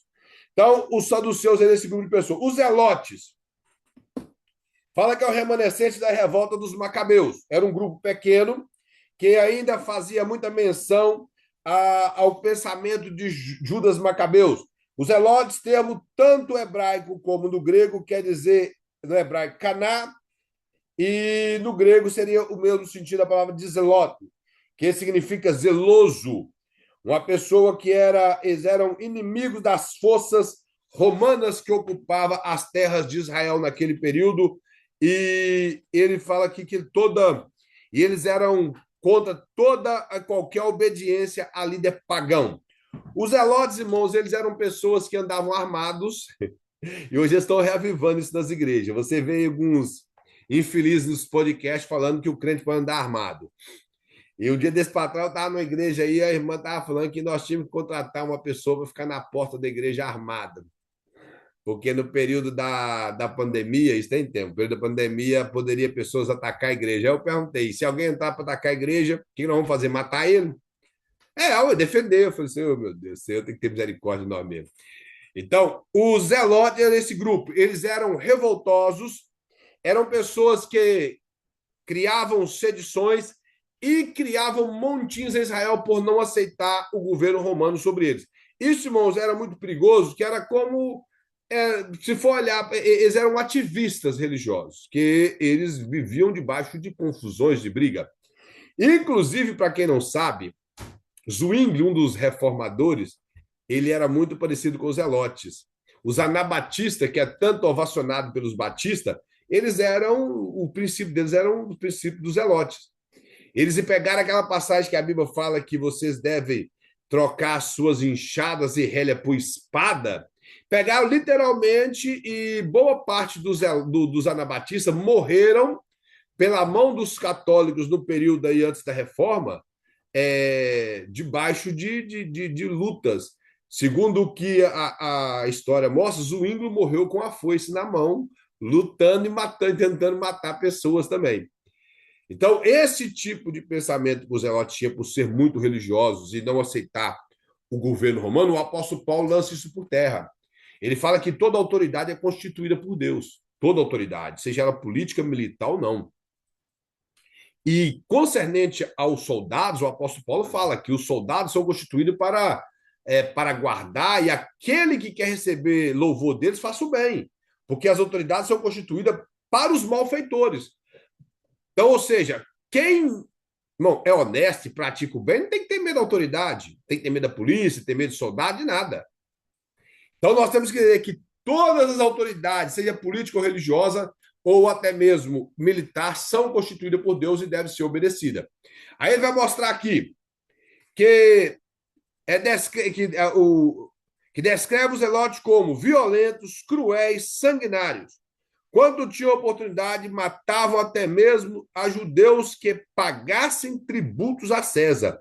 Odiavam mortalmente os romanos. Inclusive, o Barrabás, que foi solto, ele era um zelote. Os irmãos não sabem, ele fazia parte desse grupo de zelote. Os essênios, ele vai mostrar que os essênios eram um grupo piedoso e místico, que vivia isoladamente, levando uma vida ascética e rigidamente devota. Os essênios se consideravam os mais puros dos homens. Esse grupo de essênios, eles viviam separados da nação de Israel, eles costumavam viver no deserto, de onde até surgiu o pensamento dos mosteiros, foi através dos essênios, e, claro, tendo um grande amparo sobre o pensamento gnóstico, mas os essênios esse grupo. Eles praticavam abstinência sexual, eles evitavam a ira, não faziam juramento, não fabricavam e nem usavam armas, completamente contrário aos zelotes. Eles praticavam purificação mediante banhos rituais, entoavam muitos louvores e entre outras práticas religiosas. Ou seja, eles eram muito religiosos na sua maneira de separar, sua maneira de supostamente santificar, mas, acima de tudo, eles viviam separados da comunidade, porque eles achavam santo demais, e, como eu falei, eles poderiam pensar que se estariam se contaminando por conviver com pessoas que não tinham um nível de pensamento como eles. Os herodianos, irmãos, eram, em verdade, os saduceus de extrema esquerda. Isso aqui não tem a ver com política hoje, não. Eles eram pessoas que eram partidária a Herodes. Eles defendiam a linhagem herodiana, mesmo sendo judeu, por isso o comentarista fala aqui que eles eram de extrema esquerda. Eles apoiavam tudo o que a família de Herodes fazia, ou os herodianos, a descendência de Herodes. Então ele fala assim: por serem partidários da administração romana, olhava a família de Herodes como a resposta divina para as questões políticas e religiosas do povo de Israel. Herodes, como eu falei, ele era indumeu. Indumeu é um descendente de Esaú. E os indumeus, ou o povo de Seir, eles maltrataram o povo de Israel no período do cativeiro babilônico, a ponto de ajudar a prendê-los. Por isso o profeta Obadias profetiza contra eles. E a família de Herodes, elas foram destruídas no ano 70 depois de Cristo pelo imperador ou pelo general Tito Vespasiano. Então, os herodianos era um partido político saído de dentro do grupo dos saduceus. Boa parte deles também eram de levitas e sacerdotes. Esse grupo Zadok, irmãos, não é citado na Bíblia. Ele vai mostrar aqui que eles eram abnegados e fiéis e seguidores da lei de Moisés. Os saduqueus opunham-se radicalmente ao paganismo e a imoralidade perpetrada pelo governo romano. Para quem não sabe, irmãos, o Império Romano ele era muito promíscuo, eles herdaram isso dos gregos. Segundo o escritor Suetônio, que o comentarista até cita ele aqui, nesse livro aqui, que é chamado A Vida dos Doze Césares, esse livro narra os 12 imperadores, os 12 mais importantes imperadores de Roma. E dos 12 imperadores, 10 deles eram homossexuais, que é narrado aqui no livro. Esse aqui é um livro de plano de governo, inclusive esse livro veio de Brasília para mim. É um livro de plano de governo, mas eu acho que ele nunca foi aberto lá, porque se fosse o nosso Brasil ia ter um bom governo, que todos os planos tem aqui são bons. Mas ele mostra que esses imperadores eram homens que tinham vida promíscua. Então, esses Zadoqueus, eles eram contra essa imoralidade imposta pelo Império Romano. E esperando, em contrapartida, uma intervenção divina, ao sentido de suscitar um ou mais messias que, politicamente falando, desenvolveria a ordem sagrada das coisas e assumiria o trono real. Então, eles tinham o mesmo pensamento dos demais judeus, que queria uma restauração de Israel na questão política. O samaritano, irmão, que é um grupo também que veio a ser religioso, eles foram, aqui o comentarista mostra, mas eles foram evangelizados pelo rei Josias e eles tiveram um avivamento quando eles passaram a ocupar as terras de Israel em Samaria. Mas, com o passar dos anos, eles tornaram-se inimigos de Deus no período de Neemias, chegaram no período do Novo Testamento já com a religião formada, com um templo e coisas semelhantes. Eles acreditavam simplesmente nos 5 livros de Moisés, mas faziam uso de toda a teologia dos 5 livros de Moisés. Eles esperavam também o Messias, que nós vemos no capítulo 4 do Evangelho de João, que ao encontrar Jesus, a mulher samaritana anunciou que ele havia encontrado um homem que possivelmente poderia ser o Messias por haver falado da vida dela. Então, os samaritanos, ele em questão política e religiosa, se tornaram inimigo dos judeus, mas eles eram um povo que o comentário vai mostrar que eles floresceram e nas regiões antigas de Siquém, que é até perto onde estava o poço que a mulher cita sendo o poço de Jacó, que nas terras de Siquém Jacó herdou esse poço e também deu de presente a José, o seu filho, sendo o penúltimo dos mais novos. Então, eles tinham um certo problema com o povo de Israel, e esse grupo aqui, irmãos, é muito importante saber que eles receberam grande avivamento no período do livro de Atos dos Apóstolos. Aqui o Novo Testamento e o ambiente religioso da época. Deixa eu ver aqui. Vai falar assim, ó. Estudaremos o ambiente religioso, cá no finalzinho da página, prevalecente da época em que Cristo desenvolveu o seu ministério e, consequentemente, durante o qual o livro do Novo Testamento foram redigidos. Você vai mostrar as instituições religiosas, tipo crenças de cunho filosófico, esotéricos, mitológico e supersticiosos. Então, as instituições que existiam no período que Jesus veio à Terra, na construção do Novo Testamento, eram religiões que tinham pensamento de crenças e cunhos filosóficos, boa parte delas, a filosofia dominou esse período, é, é, esotéricos, mitológicos e supersticiosos, ou seja, voltado mais supersticioso, quer dizer, voltado mais à religião e crenças em determinadas coisas que eles pensavam poder resolver supostos problemas.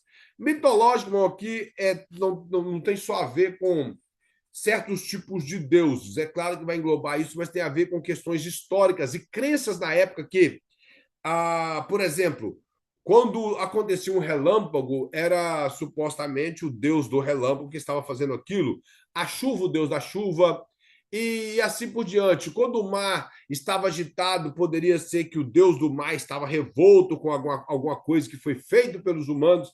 Então, era esse tipo de crença que existia no período de Jesus. Por isso, nós vamos ver que há tipos de crença. É claro que hoje em dia as pessoas querem falar que, porque o povo cria assim, não. O que o povo cria, irmão, está na Bíblia. Vou dar um exemplo aqui para os irmãos saber que há citações de coisas erradas na Bíblia, melhor, não na Bíblia, nos pregadores, que fala que a Bíblia fala e que a crença da época diz quando não diz. Um exemplo que eu vou dar é verdadeiro. Se os irmãos observar, o povo de Israel e talvez até os discípulos, que na verdade até os discípulos, vou falar talvez, não vou retirar o talvez, acreditavam em fantasma. O irmão sabe disso, que quando Jesus veio andando sobre as águas, eles gritaram desesperado e acharam que era um fantasma. Então eles acreditavam em fantasma. Fantasma mesmo, igual lá os fantasmas dos desenhos do Scooby-Doo, que não era fantasma, né? Mas eles acreditavam em fantasmas literalmente. Que talvez poderia ter sua crença das construções que aconteceu no período intertestamentário e até algumas crenças no período do profeta Isaías, que o profeta Isaías fala que eles acreditavam que espíritos viviam em árvores, porque as corujas faziam os seus ninhos dentro da árvore, dos lugares ou que quando a coruja fazia barulho, eles acreditavam que dentro das árvores tinha espíritos e que alguns espíritos poderiam atormentar pessoas. Que, inclusive, essa crença ela não era, foi criada entre o povo judeu, ela foi criada com povos vizinhos de judeus que acabou penetrando dentro da comunidade judaica. Mas eles acreditavam em fantasma. Já uma crença que as pessoas dizem que o povo da época acreditava que não acreditavam, porque essa era uma crença egípcia e não judia, é o exemplo de todo pregador quando vai pregar, não todos, vou diminuir aqui, uns 90%, que quando fala que Lázaro ficou 4 dias morto, é porque existia uma crença que Jesus só chegou 4 dias depois, porque existia uma crença que se ele ressuscitasse 3 dias, não foi ressuscitado. Então ele só estava dormindo. Aí eu pergunto uma coisa para os irmãos: se isso realmente fosse verdade, o filho da viúva de Naim, ele foi ressuscitado no mesmo dia que morreu, porque o velório durava um dia somente um dia dentro da casa do povo de Israel. O filho da viúva de Naim, que foi citado no mesmo dia. A filha de Jairo, que foi citada no mesmo dia que ela morreu. E Jesus foi ressuscitado no terceiro dia. Então Jesus também não morreu? Como que eles iam acreditar numa coisa dessa se a própria Bíblia mostra que foi o terceiro dia que Jesus ressuscitou? Então era uma crença egípcia, por isso eles colocavam pessoas em sarcófago e não enterravam, e eles embalsamavam o corpo para que a pessoa pudesse permanecer ali entre 4 até 10 dias. Não era somente 4, de 4 a 10 dias, e se ela não viesse novamente a respirar, é porque realmente tinha morrido. Isso era uma crença egípcia e não uma crença judia. Então, essas crendices, nós temos que tomar cuidado quando o pregador cita essas coisas, porque pode ser mentira. Aquilo que a Bíblia apoia como crendice, nós vamos ver pela própria Bíblia. Ele vai falar sobre o templo, irmãos. O templo aqui, irmãos, ele fala que o templo é revestido de um significado todo especial para os judeus. Os judeus tinham um estima muito grande pelo templo. E ele se constituía no principal lugar de culto e adoração do judaísmo. Lembrando que o templo era lugar de prestar culto de adoração a Deus. A sinagoga era lugar de estudo da palavra de Deus. Sinagoga não era lugar de culto. Sinagoga eles cantavam um hino e ouviam a palavra do Senhor. Nossos cultos, até falei, nossos cultos ele é espelhado nas sinagogas e não no templo judeu. O templo judaico, sim, que encontramos na página do Novo Testamento, não é o mesmo construído por Salomão. O templo construído por Salomão, como ele vai mostrar, que ele foi destruído pelo rei Herodes. Aqui ele coloca. Na verdade, ele foi destruído por Herodes no ano de 586 antes de Cristo, foi destruído por Herodes. E o templo ele vai mostrar que o templo do Novo Testamento é o templo de Herodes o Grande. Na verdade, foi destruído por Nabucodonosor, não por Herodes. Herodes o Grande. Só que Herodes o Grande, irmão, ele não construiu um templo. Ele vai mostrar mais embaixo aqui, ó, que o templo de Zorobabel voltou a ser o centro de adoração dos judeus. Cá no período do profeta Ageu, Zacarias e Malaquias, quando Zorobabel reconstrói o templo e Neemias reconstrói os muros. E Esdra reconstrói a vida espiritual do povo de Israel. Esdra era sacerdote, Neemias e Zorobabel era da tribo de Judá. Sendo Zorobabel da linhagem de Davi e Neemias não, só da tribo de Judá. Zorobabel, ele reconstruiu o templo, que se tornou o centro de adoração a Deus, e Herodes, irmãos, ele simplesmente amplificou o templo, ele aumentou o templo de uma maneira magnífica. Ele se tornou ele maior do que o templo de Salomão. Ele trouxe pedras de longe para poder... Até hoje, aquele muro das lamentações ali, se você for lá, você vai ver que as pedras são enormes. As pedras são pedras calcárias, pedras que vinha de longe para poder ampliar o templo. Há quem diz que ele reconstruiu do alicerce, mas eu creio que é mentira. Ele simplesmente ampliou o templo. Gastou 42 anos ampliando aquele templo. Esses 42 anos é desde a construção, que é do tempo que Zorobabel começou, e os tempos de parada que eles contaram, e até a ampliação por Herodes. Então, o templo era o lugar de culto, o lugar de adoração a Deus. Isso era um templo muito importante para o povo de Israel. Ele até coloca aqui, como eu falei, ele era revestido de mármore branco, de ouro, apontando a ponto de na incidência dos raios solares sobre as suas paredes, o brilho era tanto que chegava a ofuscar a vista. Existe um escritor chamado Meyer Pirmer, ele é até citado aqui pelo nosso escritor. Ele, no livro seu, do comentário de Atos, ele fala da porta formosa onde estava aquele paralítico, e essa porta formosa tinha um arco sobre ela de bronze, e esse arco, ao refletir o sol pela manhã, ele dava uma aparência de glória na porta do templo. De acordo com Meyer Pirmer, ele é um norte-americano, mas de ascendência judia. Ele, no seu comentário, ele fala isso. E essa composição de ouro no templo chamava muita atenção. Mas isso aqui foi posto pelo rei Herodes e não por Zorobabel. No período de Zorobabel, o povo estava quebrado, eles não tinham condição de colocar ouro no templo, era somente pedra. Vai falar que o templo possuía alguns átrios, que eram os pátios em volta do templo. O átrio dos gentios, como eu falei, ele não existia no templo de Salomão. Os gentios não era permitido entrar no templo. Mas no templo reconstruído, reformado por Herodes, criou-se um pátio para os gentios. Existia também, aí ia falar que esse espaço era de livre acesso, onde frequentava as espécies de feira livre, que foi o que eu falei, o lugar onde foi os cambistas estavam vendendo aqueles animais. Existia o átrio de Israel, que era o local destinado exclusivamente para os judeus. Os átrios das mulheres, que era um espaço separado por uma porta toda de bronze. Essa porta que eu falei, bronze maciço, chamado de grande porta, ou seja, a porta formosa do templo. E neste lugar as mulheres ficavam completamente excluídas do ofício realizado no templo. Isso aqui quer mostrar, elas não faziam parte do trabalho de sacerdotes no templo, de maneira alguma. Outras religiões tinham mulheres que eram chamadas de sacerdotisas, e boa parte delas sacerdotisas cultuais no templo. No caso do templo de Jerusalém, eram somente homens.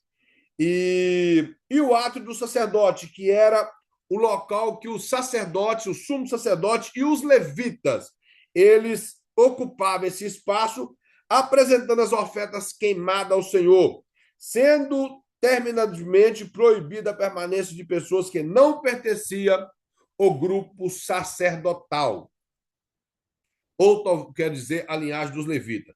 Ele fala que semelhante ao tabernáculo no que concerne ao compartimento, era dividida em dois recintos principais, lugar santo e santíssimo, ou santos do santo. Então, o templo de Salomão, irmãos, ele era edificado da mesma forma do tabernáculo. Lembrando que nós falamos nas aulas passadas, antes do pessoal de Caneca que está conosco, quando nós estudamos os livros históricos, o templo de Salomão, ele criou 9 vezes, porque já existia uma réplica de cada coisa, ele fez mais 9. Por exemplo, existia um candelabro, ele fez mais 9 candelabros. Então, existia 10 candelabros no templo de Salomão para ele ficar bem iluminado.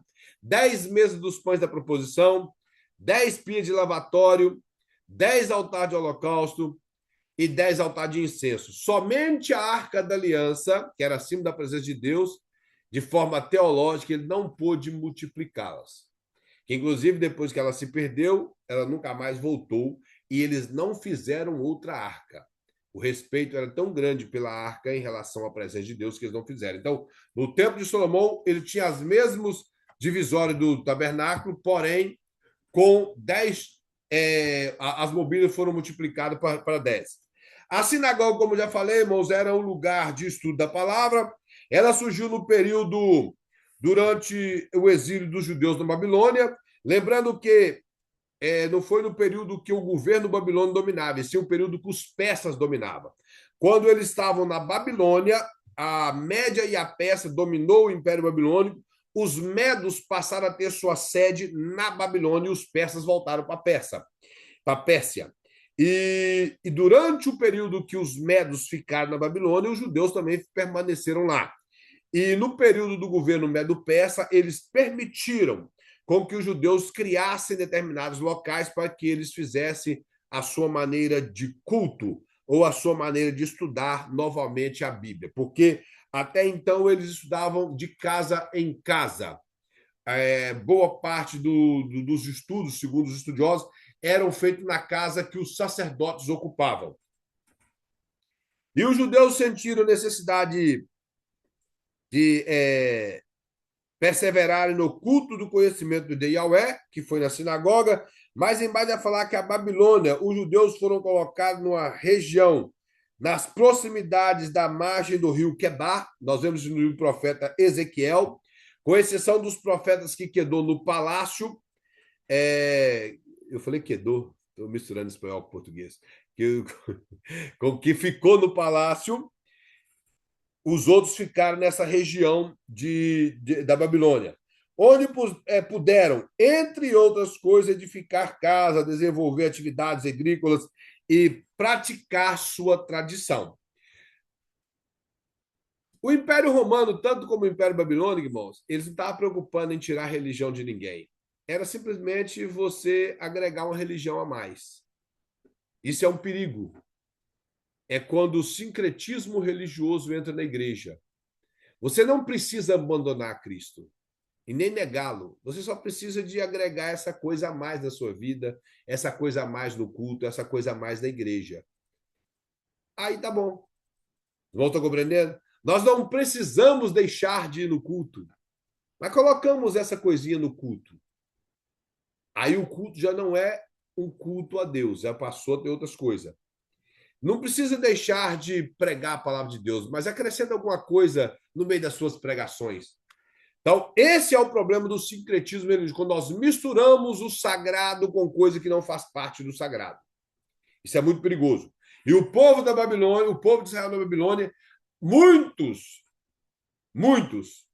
eles agregaram os deuses da Babilônia à sua vida. Quer exemplo? Se você pegar o capítulo 3 de Daniel, você não vai ver Nabucodonosor mandando os três jovens negar o seu Deus. Ele não manda. Ele só fala assim: é de propósito que vocês não curvaram diante do meu Deus? Eu vou dar mais uma oportunidade. Quando todos os instrumentos tocarem, vocês curvam diante do meu Deus. Ele não falou, você não pode adorar o seu Deus. Era só colocar um Deus a mais no panteão. Foi como o rei Nabucodonosor fez. Quando Daniel interpretou o sonho, quando os três jovens foram salvos da fornalha, ele só falou, olha, que todo mundo preste culto ao Deus de Sadraque, Mesaque e Abednego. Mas ele não se converteu naquele momento. A única coisa que ele falou, olha, todo mundo tem que prestar culto a esse Deus também. Ou seja, o Deus de Yahvé entrou no panteão da Babilônia. A única coisa. E esse é o perigo quando nós não negamos, mas misturamos. Aí é perigoso. Porque nós acomodamos com aquela situação. Então, eles não precisou de perder a tradição. Ele fala que no contexto, que nesse contexto, que com benevolência de seus dominadores, os judeus puderam perseverar sua religiosidade e, uma vez proibido que erigisse templo, começaram a realizar seus cultos em casa, como eu falei. E nascia aqui, posteriormente, receberia o nome de sinagoga, que veio só no Império Medo-Persa. Cá embaixo ele fala assim, a sinagoga típica era um auditório retangular com uma plataforma elevada para o orador, ou seja, quem iria pronunciar a palavra. Por detrás de qual havia uma arca portátil ou um nicho contendo rolos do Antigo Testamento. Segundo a tradição, irmãos, os rolos eles eram selados. E em cada culto que tinha na sinagoga, eles pegavam um rolo e eles quebravam o selo dele no momento. E então eles iriam ler aquilo que era aberto no momento. Era quase que uma roleta bíblica. Eles viviam porque era muito místico. Então eles viviam assim. Aí isso deu certinho com Jesus. Quando Jesus quebra o selo e abre, cai lá em Isaías 61, e ele falou e se cumpriu essa profecia. Então, Jesus não abriu Isaías 61 porque ele quis. Isso é muito importante você ter isso em mente.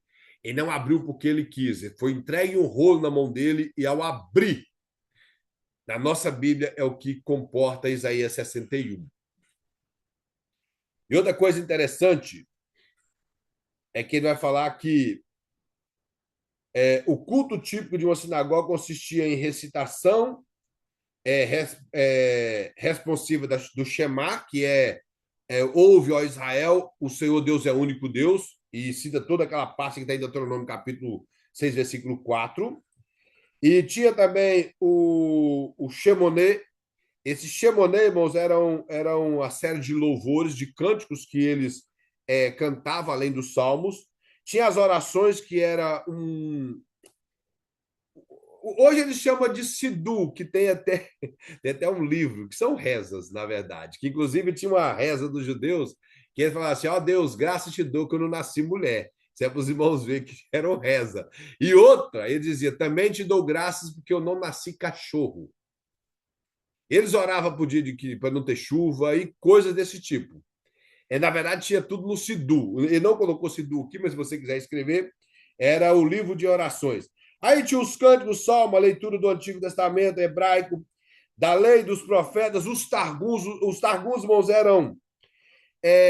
aqui ele vai colocar que era a lei oral dos judeus, do aramaico para o grego. Mas, na verdade, isso aqui foi como se fosse um comentário que Esdras tinha feito. Porque o povo que voltou da Babilônia, ou que estava ali nas sinagogas, eles não falavam o hebraico, e sim somente o aramaico.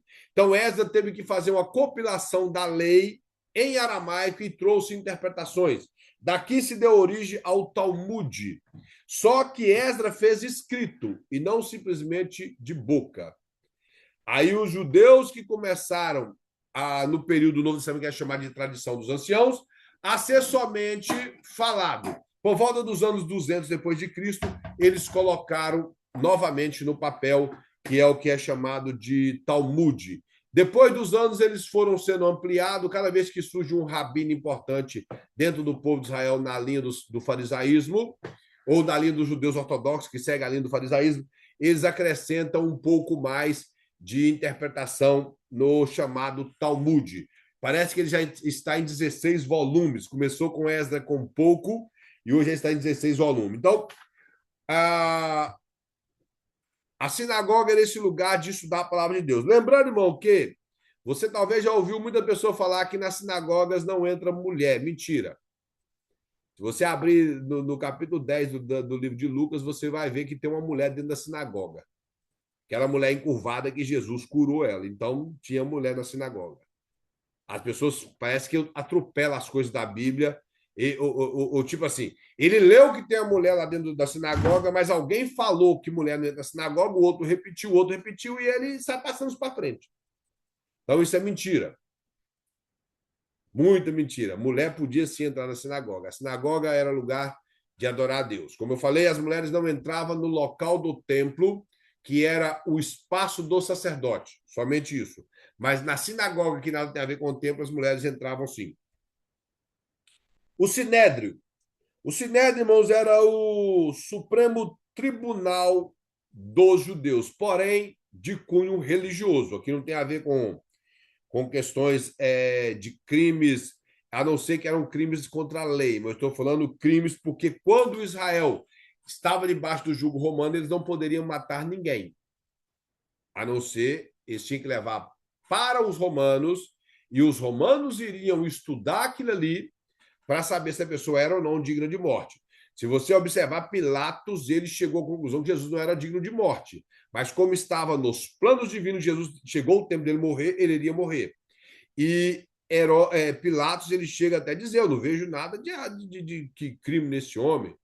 E pela lei, ele só cedeu porque os judeus ameaçaram fazer montim, fizeram, na verdade, com gritarias, e acusou ele de ser contra o Império Romano. Por isso, ele acabou lavando as mãos e entregando Jesus a ser morto.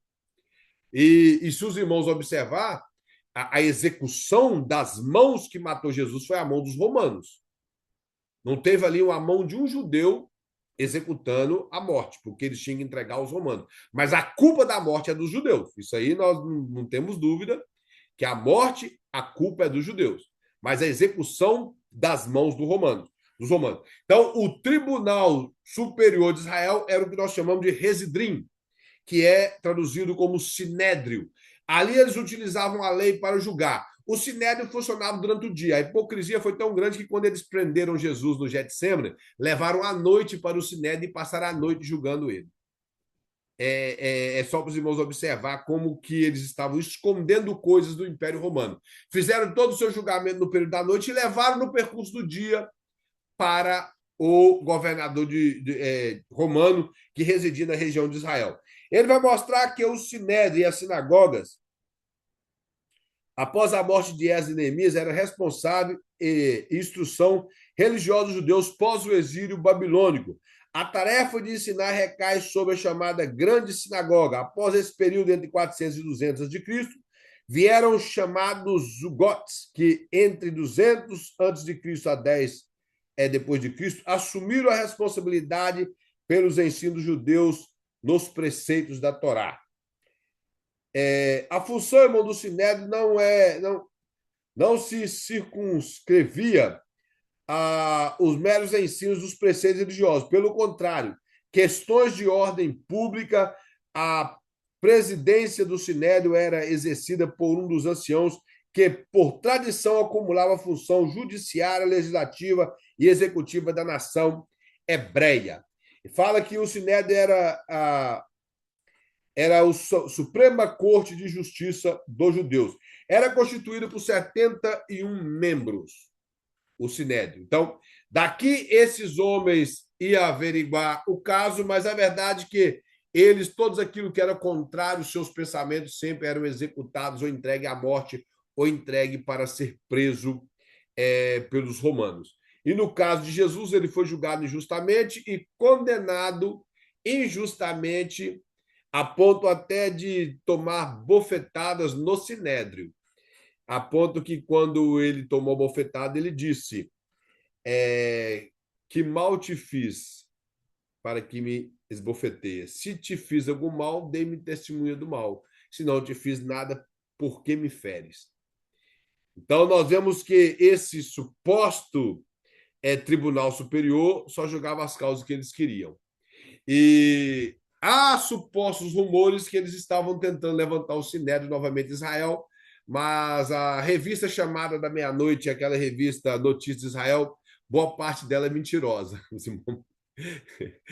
Boa parte daquelas notícias ali são invencionices da mente pentecostal de pessoas como Tim LaHaye, que defende a linha assembleiana nossa do pré-tribulacionismo, e acabam com esse tipo de pensamento, basear muitas profecias da volta de Jesus em relação a Israel. Então, eles montaram muitas coisas direcionadas a Israel para fazer o povo acreditar em muitas notícias mentirosas em Israel. Mas uma delas é essa, que o Sinédrio estava para ser levantado em Israel. Isso tem aproximadamente uns 20 anos, até hoje não foi levantado. O Sinédrio de Israel, que eu li essa notícia.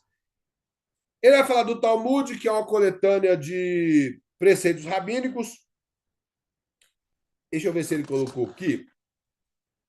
Ele não colocou aqui. Ela é composta de duas partes: a Gemara e a Midrash.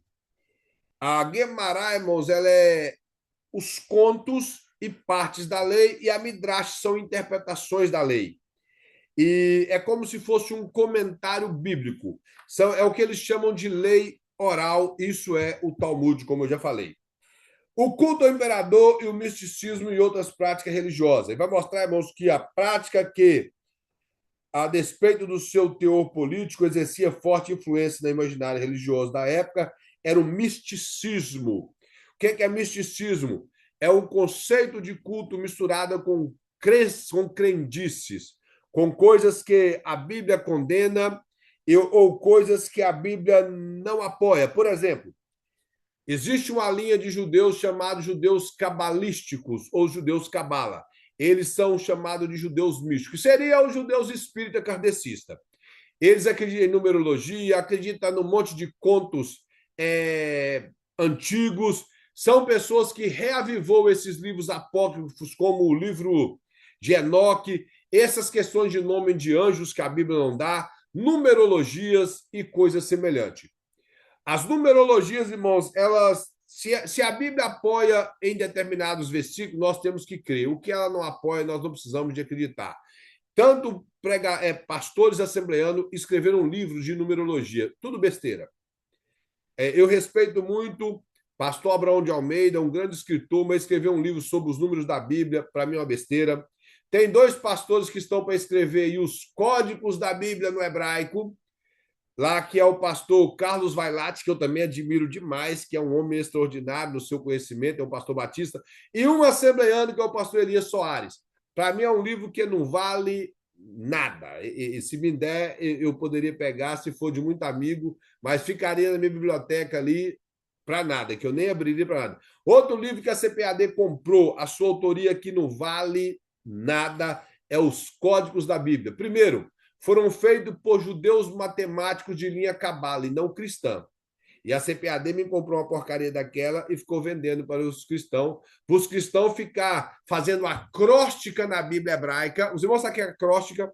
É quando você pega uma palavra e a palavra é escrita assim, você coloca ela vertical para poder ficar criando frase naquilo. Irmão, isso aí você faz o que você quer, criar frase com palavra em acróstica.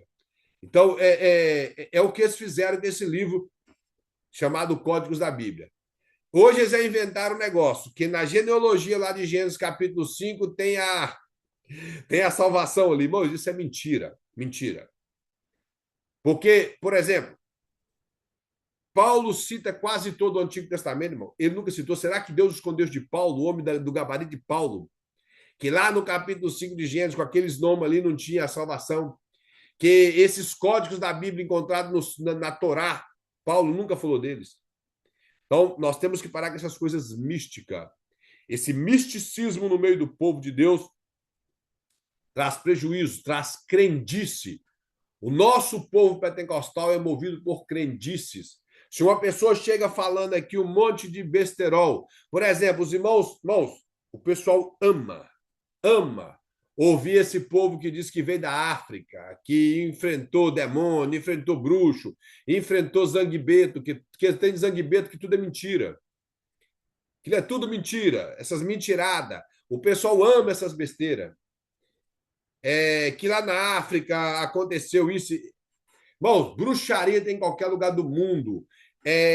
Tá aqui os irmãos que conhecem, que é lá do bairro Mangueira. Nós congregamos no Morada do Vale. E ali, pastor, eu era segundo pastor do pastor Oséias Cipriano, lá, o filho do Zé Limão. Bom, aquele lugar é um lugar infestado de demônio. Eu nunca vi um lugar tão pesado igual aqui em Morada do Vale para ganhar almas. Na época que nós estávamos ali, ali tinha 5 igrejas, das quais 3 eram pentecostal, que era a Assembleia de Deus, a Quadrangular e a nossa Assembleia de Deus, e 2 eram tradicionais, e lá tinha mais de 10 centros espíritas. Pensa num lugar difícil de ganhar alma. A nossa igrejinha ali, todo dia, era 3, 4 pessoas endemoniadas que caíam lá. Agora eu vou ficar contando esses negócios para os outros, essas bobeiradas de bruxaria, o pessoal gosta de coisa mística, o pessoal pentecostal ama coisa mística. Uma vez eu estava vendo um pregador, ele já até dorme no Senhor, era muito amigo meu, já dorme no Senhor, gostava muito de Deus, usava ele muito. Uma vez ele contando uma história para nós encerrarmos, que existia 2 irmãos gêmeos. Se os irmãos ver o nível, ele estava pregando e ele foi ilustrar com a história. Esses 2 irmãos gêmeos, um era bom e o outro era mau. E o irmão mau cometeu um crime. E eles eram gêmeos idênticos, e eles prenderam o bom. O bom falou que não era ele, o mal pegou e falou que sim, e ficaram naquela outra. O juiz pegou e disse: vamos lançar sorte sobre eles. E pegaram 2 dados. E julgaram os dados, e de repente, bom, é o que o pregador falou. Os dados estavam rolando, e quando os dados rolou, caiu todos os 2 no número 6. Aí o juiz falou: isso é impossível. Aí, de repente, veio um relâmpago do céu, bateu em um dos dados, partiu ele e caiu no número 1. E o que tinha escolhido 6, lá que ele falou que um dos dados era para a pessoa que seria acusado, que caísse o número menor, seria para o acusado, e o número maior para o livre. O relâmpago bateu no dado, partiu ele e caiu no número 1. Então, aquela pessoa livre ficou com 7, outro ficou com 6.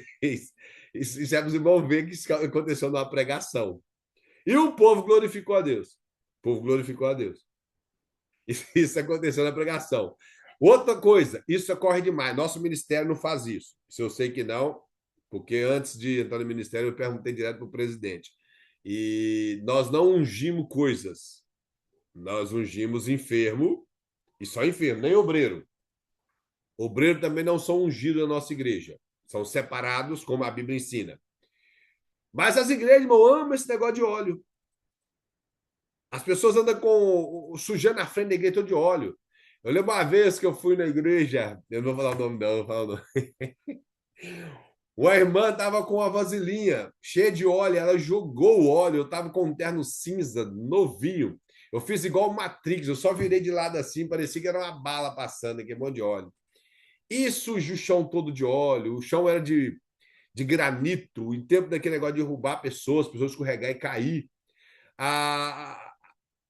Eu fui numa igreja aqui, irmão, que o carpete da frente da igreja é todo pintado de óleo, porque as pessoas amam esse negócio. Você quer ver formar uma fila grande? É só vem cá na frente que eu vou ungir.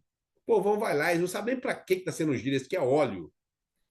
Pessoa que já pediu para ungir flor, ungir carro. Tem um canal na internet que fica colocando óleo dentro do motor do carro dos outros. Daqui a pouco vai bater o motor ali, o seguro não vai pagar.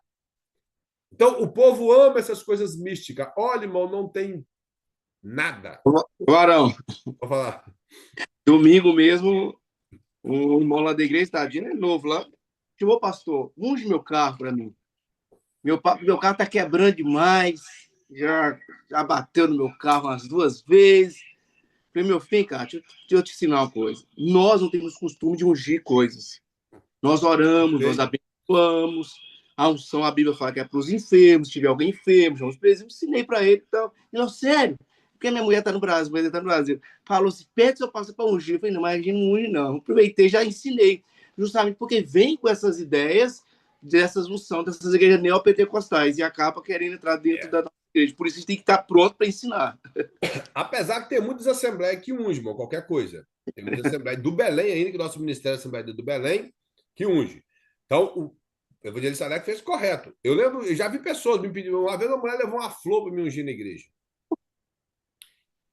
E eu falei que não ia ungir, e Deus não me mostrou nada. Depois eu fiquei sabendo que a flor era para fazer macumba para os outros. Ela achou que eu Meu Deus. ungia. Se eu soubesse, eu tinha ungido. Aí que eu tinha Imagina. ungido. E uma vez, lá na igreja Povo de Deus, a pessoa foi. O pastor inventou de chamar o povo para ser ungido. Aí veio que a fila. E tinha uma senhora, ela sempre caía endemoniada na igreja. Eu lembro um dia que nós fomos expulsar o demônio dessa mulher, depois o pastor chamou. Ele não desceu do púlpito para expulsar, não. E eu penso o seguinte: se eu estou na igreja do evangelista Alex e alguém cai endemoniado, eu só desço se ele me chamar.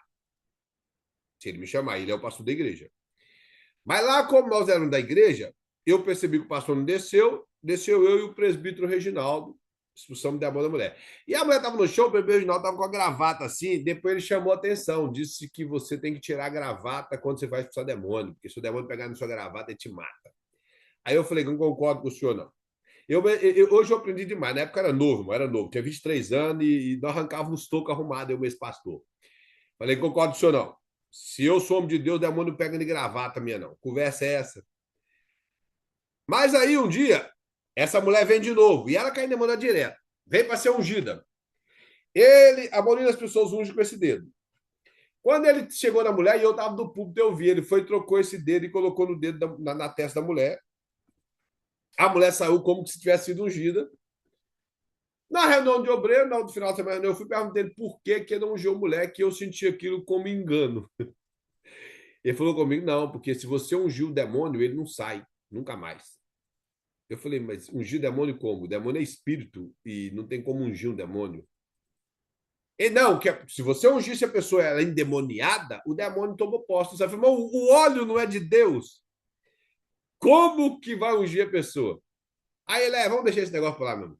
Isso é para os irmãos ver, isso aconteceu comigo, isso eu vi. E outra vez, para nós encerrarmos, quando eu pastoreava a igreja ali no Caladinho de Baixo, melhor, do Santa Terezinha 2 ali, que é depois do Mangueira, veio uma mulher do Evangelho Quadrangular, que eles têm o costume disso, e ela queria ungir pessoas. Eu falei, Gabriel, aqui na nossa igreja Assembleia de Deus, nós não temos o costume de, primeiro, mulher ungir, quem unge é obreiro. Ainda falei, galera, eu não vejo nada demais um membro ou qualquer pessoa ungir, mas o costume do nosso ministério aqui é de presbítero para cima. Outra, só que o mais importante, nós não saímos ungindo coisa, não ungimos nada. E só pessoa enferma que, quando ela está enferma, nós ungimos. E a unção também não vale de nada, que a Bíblia diz que é a oração da fé que salva o doente. A unção é símbolo. É a oração da fé que salva o doente. Então, a irmã não está permitida a ungir nada aqui, não. Só que um dia ela foi orar lá de dia na igreja e está ungindo os bancos, está ungindo tudo. E ela falou uma vez que a irmã dirigente do ciclo de oração, na época existia ciclo de oração, hoje eles arrumaram um monte de nome para essas coisas aí, que ela jogava óleo dentro da igreja quando ela ia orar de dia lá. Então, é só para os irmãos ver, misticismo religioso na igreja, irmão, não traz benefício. Ouve a voz do seu líder, do pastor, se ele for bíblico. Pastor Alex fez a coisa correta, não se unge coisas. Não sai ungindo pessoas, é de qualquer jeito. Me unge porque eu quero ser ungido. E para finalizar, essa frase ela é do diabo. Saiu da parte mais baixa do diabo. Eu sou ungido do Senhor. Mentira. Todo mundo é ungido do Senhor. O pastor que fala, eu sou evangelíssimo. Eu sou ungido do Senhor é mentira. Eu sou ungido, irmão Emerson é ungido, a nossa irmã Claudina, todos aqui são ungidos. Não estão entendendo? Não existe essa história porque a igreja que tem costume de derramar óleo sobre o obreiro, ele é mais santo do que ninguém, não, que isso é mentira. Mentira. Isso é autoritarismo, é arrogância e, acima de tudo, falta de conhecimento bíblico. Outra frase que eles inventaram aí, e agora eu prometo que nós vamos terminar e já vamos orar. A unção que você respeita é a unção que te abençoa. Mentira. Respeito nós temos que ter por todas as pessoas, crente ou não crente. Filho pelo pai, pai pelo filho. Temos que ter respeito. Nós honramos as nossas lideranças a posição que Deus colocou eles. Tem que ser honrado. Isso aí eu falo porque eu gosto de honrar o meu pastor. Evangelista Alex, eu conheço, como já falei, irmão, desde criança. Se eu estou na igreja dele, eu estou debaixo da tutela dele. Naquele momento, ele é o meu pastor, eu honro ele. Honro qualquer pessoa. Gosto de honrar os obreiros, que é da igreja que eu sou, mas eu não caio nessas falácias, dessas frases, que é frases feitas para enrolar o povo. Eu sei que os irmãos ouviram essa frase por pouco tempo agora. A unção que você honra é a unção que você abençoa. Não tem respaldo bíblico, não, irmão. Nenhum. Honra todas as pessoas, principalmente o obreiro da sua igreja. Tem que ser honrado. Amém? Você acha graça, evangelista Alex? Vocês ouviram esse negócio pouco tempo atrás aí. Eu sei que ouviu. Então, não existe, não. São frases feitas. Eu não vou dizer que a pessoa que falou, eu até tenho uma admiração muito grande por ela. Para mim é um excelente pregador. Mas às vezes ele copiou de alguém, copiou de alguém. E essas frases, irmão, são frases de neopentecostal. Os irmãos podem perceber, todos os neopentecostal amam a frase feita.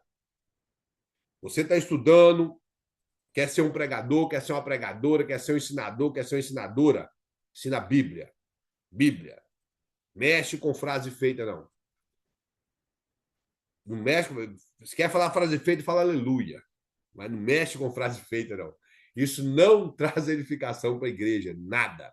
Prega a Bíblia, simples, mas prega. Simples e não precisa de muita coisa, mas pregar a Bíblia. Prega simples, mas prega.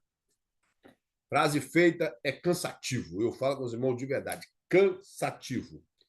E só ocupa lugar. E os irmãos podem reparar. Você pode pregar, citar 50 versículos da Bíblia, explicar. O povo não guarda, mas as frases feitas eles guardam.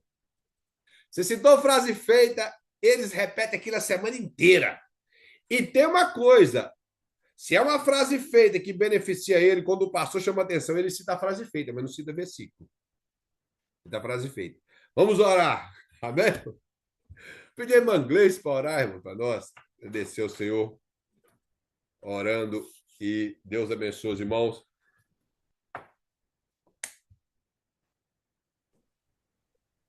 Boa noite. Bem. Oremos. Senhor, nosso Deus, nosso Pai, nós estamos aqui diante de Ti, ó Pai, primeiramente para te agradecer, ó Pai, por este momento, por essa oportunidade, ó Pai, que nós temos de aprender, ó Pai, a Tua palavra, Senhor, de aprender, Senhor, o verdadeiro Evangelho. Senhor, nós pedimos, Senhor, que nós possamos guardá-la nos nossos corações e praticá-la, Senhor, cada dia mais, e levar, ó Pai, espalhar o Teu Evangelho, ó Pai, a Tua palavra às outras pessoas. Senhor, abençoa, Pai, Teu filho que está à frente desse trabalho, abençoe cada pessoa que está aqui, aquelas que não puderem estar, abençoe a vida delas, ó Pai, guarda-nos livres de todo mal, dá-nos, ó Pai, uma semana abençoada debaixo da Tua proteção. É que eu te peço, te agradeço, em nome de Jesus. Amém. Meus irmãos, que Deus em Cristo abençoe a todos. Você tenha uma excelente noite. Fique na paz de Cristo.